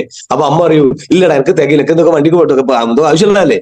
ഞാൻ പറയാം അതൊന്നും കുഴപ്പമില്ല, നിങ്ങൾക്ക് വേണ്ട എടുത്തോ, എന്നിട്ട് ബാക്കി മതി എന്ന് പറഞ്ഞേ. അപ്പൊ എന്താ വെച്ചാൽ നമ്മൾ പൈസ അങ്ങോട്ട്, കാരണം അതൊരു അനുഗ്രഹമാണ്. ഞാൻ എത്രയോ അമ്മ 26 വയസ്സ് അമ്മയോട് പൈസ വാങ്ങിച്ചത് അമ്മ പണിയെടുത്ത സാഹചര്യങ്ങൾ ആലോചിക്കുമ്പോൾ 30 രൂപയ്ക്ക് വീട്ടുവേലയ്ക്ക് എന്റെ അമ്മ ആദ്യം പോയത്. 30 രൂപയ്ക്ക് വീട്ടുവേലയ്ക്ക് കാരന്തൂർ നമ്പൂതിരിമാരുടെ ഇല്ലത്ത് വീട്ടുവേലയ്ക്ക് പോവുകയും രാവിലെ ഭക്ഷണം കഴിക്കാൻ ഇല്ലായിട്ട് തന്നെ ഞാൻ അവിടെ ബ്രേക്ക്ഫാസ്റ്റ് ഞാൻ കണ്ടിട്ടില്ല. എന്റെ പെങ്ങളെ കല്യാണം കഴിച്ചപ്പോൾ ഞാൻ അമ്മയുടെ ദേഷ്യം പിടിച്ച ഒരു ദിവസം ഞാൻ ഭക്ഷണം ഉണ്ടാക്കാൻ വേണ്ടിയിട്ട് ഞാൻ ഇത്രയും കാരണം നമ്മൾ ബ്രേക്ക്ഫാസ്റ്റ് ഇല്ലാതെ പോയത്. അമ്മ രാവിലത്തെ വീട്ടിലും ദോശയും പുട്ടൊന്നും നമ്മൾ ഉണ്ടാക്കിയിട്ടില്ല. പക്ഷെ കല്യാണം കഴിച്ച് വേറൊരാൾ വീട്ടിൽ വന്നിട്ടുണ്ട്, ഭർത്താവ്. ഇനിയെങ്കിലും ഉണ്ടാക്കുന്ന ഒച്ചുണ്ട്, ഞാൻ അമ്മയുടെ ഒച്ചിട്ട് അമ്മയുടെ ദേഷ്യം വെച്ചപ്പോഴാണ് അമ്മയ്ക്ക് അന്നേരമാണ് അമ്മ ബ്രേക്ക്ഫാസ്റ്റ് ഉണ്ടാക്കുന്നത്. കാരണം അമ്മനെ പറഞ്ഞിട്ട് കാര്യമില്ല. കാരണം അമ്മയ്ക്ക് ഈ ബ്രേക്ക്ഫാസ്റ്റ് ഉണ്ടാക്കേണ്ട കാര്യം ഓർമ്മല്ല. രാവിലെ പണിക്കൂ തലേത്തെ ചോറുണ്ടാകും, ആ ചോറ് തിന്നാന്നല്ലാണ്ട് ഇനി ചോറ് എടുത്തു തിന്നോ മോനെ പറഞ്ഞു മുമ്പ് തരുന്നില്ല, വേണേ എടുത്തുന്നോന്ന് അറിയാം. കാരണം അമ്മയ്ക്ക് അതേ ചെയ്യാൻ പറ്റുള്ളൂ. ഈ തെങ്ങും കയറാൻ പറ്റുന്ന കയറിക്കോ കിട്ടിയായി വാങ്ങിക്കോ എന്നറിയൂ. സൈക്കിൾ ഓടിക്കട്ടെ വാങ്ങിക്കോ കിട്ടിയായി വാങ്ങിക്കോ. ഞാൻ ബൈക്ക് ഓടിക്കട്ടെ പോയിക്കോ കിട്ടിയായി വാങ്ങിക്കോ. കാരണം അമ്മ ഒരു ഭയങ്കര ധൈര്യമാണ്. എന്തും ചെയ്യാൻ ധൈര്യം കാണിച്ചിരുന്നു അമ്മ. കുട്ടിക്കാലം മുതലേ അങ്ങനെയാ. എന്തും ചെയ്യാൻ എവിടെ വേണേൽ പോയിക്കോ, എന്ത് വേണം ചെയ്തോ. കാരണം അമ്മയ്ക്ക് എന്തോ വിശ്വാസമാണ്, ഒന്നും സംഭവിക്കാൻ പോകില്ല. എനിക്കൊന്നും സംഭവിക്കാൻ നമുക്ക് ഭയങ്കര വിശ്വാസമാണ്. എനിക്ക് കള്ളു കുടിക്കുന്നവരും കഞ്ചാവ് വലിക്കുന്നവരും മയക്കുമരുന്ന് ധരിക്കുന്നതിന് ഒക്കെ കൊടുത്ത് പോയിക്കോ. ഞാൻ ഞാൻ അനുകൂലം അമ്മയ്ക്കറിയാം. സുഹൃത്തുക്കളെ എല്ലാ കൂട്ടത്തിലും ഞാൻ കൂടിയിട്ടുണ്ട്. പക്ഷെ നമ്മൾ തീരുമാനിച്ച ഒന്നും സംഭവിക്കില്ല എന്നുള്ളത് എനിക്ക് മനസ്സിലായിട്ടുണ്ട്. എല്ലാ തരത്തിലും നമ്മൾ ഉണ്ടായിട്ടുണ്ട്, എല്ലാ കൂടുതലും നമ്മൾ ഉണ്ടായിട്ടുണ്ട്, എല്ലാവരുടെ കൂടുതലും നമ്മൾ ഉണ്ടായിട്ടുണ്ട്. ഇതിലൊന്നും കാര്യമില്ല, നമ്മുടെ തീരുമാനമാണ് യെസ് ഓർ നോ ഏത് കാര്യത്തിലും. 5 വർഷക്കാലം മൈ ലൈഫ് സ്റ്റൈലിന്റെ ഭാഗമായിട്ട് 5 വർഷക്കാലം നിങ്ങൾ നിൽക്ക്. പണം രണ്ടാമത്തേക്കാണ് പണം വരും.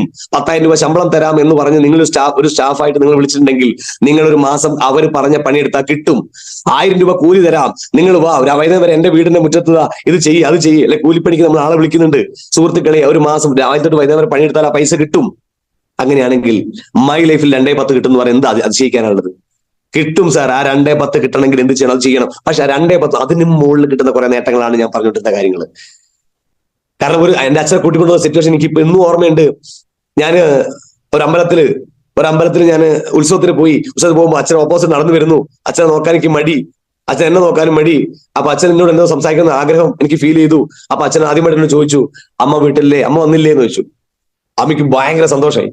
അമ്മ ഞാൻ വീട്ടിൽ പോയി പറഞ്ഞു, അമ്മേ അച്ഛൻ എന്നോട് ചോദിച്ചു, അമ്മ വന്നില്ലേ, അമ്മനെ ചോദിച്ചു എന്ന് പറഞ്ഞു. അമ്മേനെ ചോദിക്കുന്നു എന്നൊക്കെ പറഞ്ഞു കണ്ട അമ്മ ഭയങ്കര എന്താ പറയുക, അച്ഛനെ കൂട്ടിക്കൊണ്ടുവരും, അച്ഛനെ കൂടി അങ്ങ് പോയിക്കും എന്നൊക്കെ പറഞ്ഞു. അമ്മ പെട്ടെന്ന് ദേഷ്യം പിടിച്ചു. ഇതിനു ശേഷം അന്ന് അത് പറഞ്ഞു കേൾക്കുന്നത് അച്ഛന് അമ്പലത്തിൽ നിന്ന് ഒരു അപകടം പറ്റി. അച്ഛന് പടക്കം പൊട്ടിക്കുന്ന സമയത്ത് ആ പടക്കം കയ്യിൽ നിന്ന് പൊട്ടിയിട്ട് എന്തോ എന്തെങ്കിലും സംഭവിച്ചെന്ന് എനിക്കറിയില്ല. ആ മരുന്ന് അച്ഛനെ കണ്ണ് കയറി. അച്ഛന് കണ്ണും ചെവിയും കേൾക്കാത്തൊരു സിറ്റുവേഷൻ വന്നു. അപ്പോ അമ്പല കമ്മിറ്റി എന്നെയാ വിളിക്കുന്നത്. അപ്പൊ വേഗം ഞാൻ പോയി. അപ്പോ അത് കേട്ടോടുകൂടി അമ്മയും ഒന്നും നോക്കിയില്ല. അന്ന് അമ്മയാണ് ആദ്യം രാവിലെ എന്നെ വിളിക്കുക, എടാ മോനെ പോണ്ടേന്ന്. കാരണം അത് പറ്റിയപ്പോ അമ്മയുടെ സ്നേഹവും ഞാൻ മനസ്സിലാക്കി. ഇത്രയും കാലം അമ്മ ദേഷ്യം പിടിച്ചപ്പോ അച്ഛൻ ഒന്ന് പറ്റിയെന്ന് പറഞ്ഞ സമയത്ത് അമ്മയ്ക്കുണ്ടായ വിഷമം.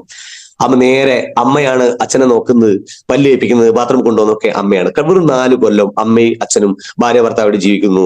ഞാൻ എന്റെ അച്ഛാന്ന് വിളിക്കുന്നു. ഈ സിറ്റുവേഷൻ എന്റെ ജീവിതത്തിൽ ഉണ്ടായത് മൈ ലൈഫിൽ വന്നതിന് ശേഷം. നേരെ അത് പഴയ ഓർമ്മകളൊന്നും വേണ്ടാന്ന് വിചാരിച്ചിട്ട് ഞാൻ അവരെ നല്ലൊരു വേറെ വീട്ടിലേക്ക് താമസമൊക്കെ മാറ്റി. പിന്നെ വീണ്ടും ആ വീട്ടിലേക്ക് എന്നെ താമസമാക്കി, ആ വീടൊക്കെ പണിത് കൊടുത്തു. ഇന്നിപ്പോ ഒരു പോലും കടവില്ലാതെ മൈലൈഫിന്റെ പണം കൊണ്ട് മാത്രം ഇന്ന് ഞാൻ എന്റെ വീടിന്റെ സ്ട്രക്ചർ പണി തീർത്തു.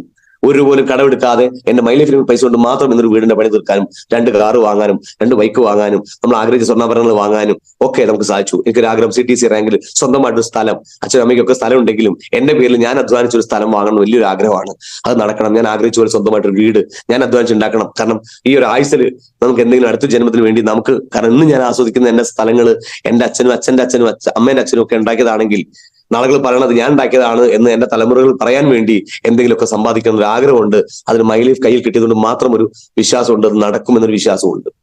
അപ്പൊ ഈ തരത്തിൽ നമ്മൾ സ്വപ്നങ്ങളോട് കൂടിയാണ് ഇനി മുന്നോട്ട് പോയിക്കൊണ്ടിരിക്കുന്നത്. ഒറ്റ പ്രാർത്ഥനയുള്ളൂ, ആയുസ്സും ആരോഗ്യം ബുദ്ധിയും ശക്തിയും അത് ഭഗവാൻ തരണമേ എന്നേ പ്രാർത്ഥന ഉള്ളൂ. കാരണം ആയുസ് നമ്മളെന്ന് നിശ്ചയിക്കുന്നതല്ല, ആയുസ്സും ആരോഗ്യവും ബുദ്ധിയും ശക്തിയും നമ്മുടെ കയ്യിലല്ല. ഈ ബുദ്ധി ഒരു നിമിഷം മാറിയാൽ മതി, ഇന്ന് പറയുന്ന വാക്കുകൾ പോലും പറയാൻ എനിക്ക് കിട്ടില്ല, ഈ പറയുന്ന വാക്കുകൾ സംസാരിക്കാൻ എനിക്ക് കഴിയില്ല, എന്റെ താളം തെറ്റിപ്പോയാൽ ഒന്നും ചെയ്യാൻ പറ്റില്ല. അതുകൊണ്ട് ദൈവത്തോട് പ്രാർത്ഥനയുള്ളൂ, ആയുസ്സും ആരോഗ്യം ബുദ്ധിയും ശക്തിയും ഭഗവാനെ തരണേ. ഒരു തർക്കമില്ല, അത് തരുവാണെങ്കിൽ നേടിയിരിക്കും. പാവപ്പെട്ടവരെ നേടാൻ സഹായിക്കുകയും ചെയ്യും. ഈ തരത്തിൽ ഒരുമിച്ച് വളരാൻ പറ്റുന്ന ഒരു ഇൻഡസ്ട്രി. ഒരാൾ നശിച്ചാൽ ഒരാൾ വളരുന്ന മേഖലയല്ല ഡയറക്ട് സെല്ലിംഗ്. എല്ലാ കച്ചവടവും അങ്ങനെയാണ്. ഒന്ന് നശിച്ചാൽ മറ്റു വളരുന്നതാണെങ്കിൽ ഡയറക്ട് സെല്ലിംഗ് മാത്രമേ ഉള്ളൂ. ഒരാൾ വളരുമ്പോൾ മറ്റേയാളും വളരുന്ന ഒരു ബിസിനസ്, അത്രയും മഹത്വമായ ബിസിനസ്. അപ്പം ഇതൊക്കെ നിങ്ങൾക്ക് മനസ്സിലാക്കുക, നിങ്ങൾ ഈ ഒരു ലെവലിൽ ചിന്തിക്കുക. എന്ന് എന്റെ ടോട്ടൽ അച്ചീവ്മെന്റ് പറയുകയാണെങ്കിൽ, നേട്ടങ്ങൾ പറയുകയാണെങ്കിൽ 11,000-ഓളം ഡിസ്ട്രിബ്യൂട്ടർമാരുള്ള ഓർഗനൈസേഷനാണ്. 144-ഓളം ടീം കോർഡിനേറ്റർമാർ ഇന്ന് ഓർഗനൈസേഷനിലുണ്ട്. ഏകദേശം 20-ഓളം അഡ്വൈസറി സ്റ്റേറ്റ് ടീം കോർഡിനേറ്റർമാർ ഓർഗനൈസേഷനിലുണ്ട്. ആ 20 ടീം കോർഡിനേറ്റർ 2 ഓർഗനൈസേഷൻ ഒരേപോലെയാണ് പോകുന്നത്, ഒരേ താളത്തിലാണ് പോകുന്നത്. ഒന്ന് കൂടുമ്പോൾ ഒന്ന് അപ്പുറം ഇപ്പുറമൊക്കെ ആയിട്ടാണ്. വീക്കിലി ഇൻകം പോലും 2 ഭാഗത്തും ഒരേപോലെ കൊണ്ടുപോകാൻ ദൈവം അനുഗ്രഹിച്ച് നടക്കുന്നു. 3 റീജിയണൽ ടീം കോർഡിനേറ്റർമാരുണ്ട്. ഞാൻ എന്റെ സ്പീഡിൽ ഈ ബിസിനസ് ചെയ്യുന്നു. ഒരു കാരണവശാലും നമ്മളെക്കാൾ സ്പീഡിൽ പോകുന്ന ആളോട് ഒരു കാരണവശാലും നിങ്ങൾ ടെൻഷൻ അടിക്കേണ്ട, കണ്ടിട്ട് നിങ്ങൾ ടെൻഷൻ അടിക്കേണ്ട.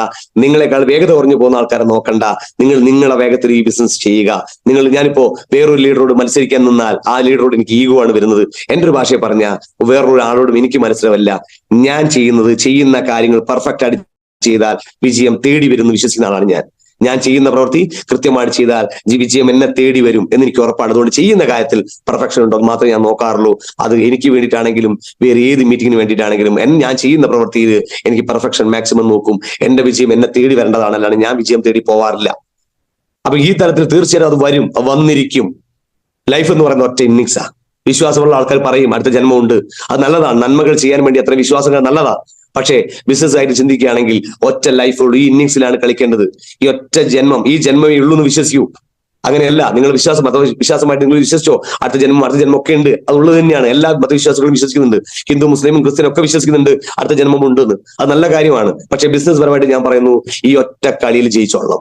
മൈ ലൈഫ് ഈ ഒറ്റ ഇന്നിങ്സ് ആണ് ഈ കളി. ഈ കളിയിൽ വിജയിച്ച് അടുത്ത ജന്മം നോക്കാം എന്ന് പറയുന്ന നിങ്ങൾ ആരും ചിന്തിക്കുന്നുണ്ടെങ്കിൽ ശുദ്ധ തെറ്റാണ്. ഈ ലൈഫിൽ വിജയിച്ചേ തീരൂ. അതുകൊണ്ട് ഉറച്ച തീരുമാനം, യെസ് ഓർ നോ. ഈ ഒരു മോർണിംഗ് മീറ്റ് കേട്ടോട് കൂടി നിങ്ങൾ മനസ്സിലാക്കുക, വെറുതെ ഞാൻ പണിയെടുക്കും, എനിക്ക് സ്വന്തം വിശ്വാസം അല്ലെങ്കിൽ ദയവ് ചെയ്ത് ഈ പണിയെടുക്കരുത്. സ്വന്തം വിശ്വാസം, അവനവനിൽ വിശ്വാസമില്ലാത്ത ആളുകൾ ഈ പണിയെടുത്തിട്ട് വെറുതെയാണ്. നിങ്ങൾ വിശ്വസിക്കുക, നിങ്ങൾക്ക് നിങ്ങളെ വിശ്വാസമില്ലെങ്കിൽ ലോകത്തെ നിങ്ങൾ ഒന്നിനെയും വിശ്വസിച്ചിട്ട് ഒരു കാര്യമില്ല. അപ്പൊ നിങ്ങൾ ഒരു കാരണവശാലും സ്വന്തം വിശ്വാസമില്ലാത്ത നിങ്ങൾ മറ്റൊന്നിനും വിശ്വസിച്ചിട്ട് കാര്യമില്ല. മൈ ലൈഫിൽ വിശ്വസിക്കേണ്ട. ആദ്യം നിങ്ങൾക്ക് നിങ്ങളിൽ വിശ്വാസമുണ്ടെങ്കിൽ മാത്രം എനിക്കിത് സാധിക്കും. നിങ്ങൾക്ക് എന്ത് കഴിവ് കുറവുണ്ടോ ആ കഴിവുള്ള ആള് 1-ലും 2-ലും വന്നാൽ മതി. നിങ്ങൾക്കില്ലാത്ത കഴിവുള്ള, എനിക്ക് സംസാരിക്കാൻ കഴിവുള്ള ലെഫ്റ്റനന്റ് വന്നാൽ മതി. എനിക്ക് ബൈക്കുള്ള ഒരു ലെഫ്റ്റനന്റ് വന്നാൽ മതി. എനിക്ക് നടക്കാൻ വയ്യാത്ത ആളാണ്, നടക്കാൻ പറ്റുന്ന ആൾക്കാർ ലെഫ്റ്റനന്റ് വന്നാൽ മതി. നിങ്ങൾക്ക് കണ്ണ് കാണുന്ന ആൾക്കാർ ലെഫ്റ്റനന്റ് വന്നാൽ മതി. നിങ്ങൾക്ക് എന്ത് പോരായ്മയുണ്ട് നിങ്ങൾക്ക് തോന്നുന്നോ, നിങ്ങൾ ഒന്നും ടെൻഷൻ അടിക്കേണ്ട. നിങ്ങൾ പ്രായം കൂടിയ ആളാണ്, പ്രായം കുറഞ്ഞ ആൾക്കാരുടെ അടുത്തും വലത്തും വന്നാൽ മതി. ഞാൻ സ്ത്രീയാണ്, 2 പുരുഷന്മാരുടെ അടുത്തും വലത്തും വന്നാൽ മതി. ടീം അങ്ങനെയല്ലേ പോണത്. അപ്പൊ തീർച്ചയായിട്ടും ഇവിടെ ജാതി മതവും രാഷ്ട്രീയം. ഞാനൊരു ഹിന്ദു ആണെങ്കിൽ എന്റെ അടുത്ത് ഒരു മുസ്ലിം വന്ന് അങ്ങനെ മുസ്ലിം ഡെവലപ്പ് ആവണ്ട, അങ്ങനെ ക്രിസ്ത്യൻ ഡെവലപ്പ് ആവണ്ട, ഈ മേഖലയിൽ പറയൂല. അത് ഹിന്ദു ആയാലും മുസ്ലിം ആയാലും ശരി, അത് ഡെവലപ്പ് ആക്കിയപ്പോൾ പോകുള്ളൂ. ശത്രുക്കളാണെങ്കിൽ പോലും, എന്റെ അടുത്തും വലത്തും വന്ന ശത്രുക്കളാണെങ്കിൽ പോലും ആ ശത്രുവിനെ രക്ഷപ്പെട്ടേ ഞാൻ രക്ഷപ്പെടുള്ളൂ. സുഹൃത്തുക്കളെ, ഞാനൊരു കമ്മ്യൂണിസ്റ്റുകാരനാണെങ്കിൽ ഇടത്തും വലത്തും ഒരു കോൺഗ്രസ്സുകാരനും BJP-കാരൻ അങ്ങനെ കോൺഗ്രസ്സുകാരൻ രക്ഷപ്പെടണ്ട, അങ്ങനെ BJP-കാരൻ രക്ഷപ്പെടണ്ട എന്ന് ചിന്തിക്കൂല. കാരണം അവർ രക്ഷപ്പെടാൻ ഞാൻ രക്ഷപ്പെടുള്ളൂ. അങ്ങനെ ജാതി മതവും രാഷ്ട്രീയം ഒന്നുമില്ലാതെ ഒറ്റക്കെട്ടായിട്ട് പ്രവർത്തിക്കുന്ന ഇന്ത്യയിലെ പ്രസ്ഥാനമാണ് MI ലൈഫ് സ്റ്റൈൽ. ഒരു തർക്കമില്ല. അങ്ങനെ ഏറ്റവും പവർഫുൾ ആയിട്ടുള്ള ഇൻഡസ്ട്രി, ഒരിക്കലും പൂട്ടിപ്പോകാത്ത ഇൻഡസ്ട്രി, അപ്പൊ അതുകൊണ്ട് എല്ലാവരും ശക്തമായിട്ട് ഈ ഇൻഡസ്ട്രിയിൽ നിൽക്കുക, അവരോട് അച്ചീവ്മെന്റ് കാണിക്കുക, അങ്ങനെ രാജ്യത്തിന് വലിയൊരു പുരോഗതി ഉണ്ടാക്കാൻ നമുക്ക് എല്ലാവർക്കും ഒത്തുചേരാന്ന് പറഞ്ഞുകൊണ്ട് നിർത്തുന്നു. Wish you all the best. Jai Hind, Jai my life style. Thank you very much.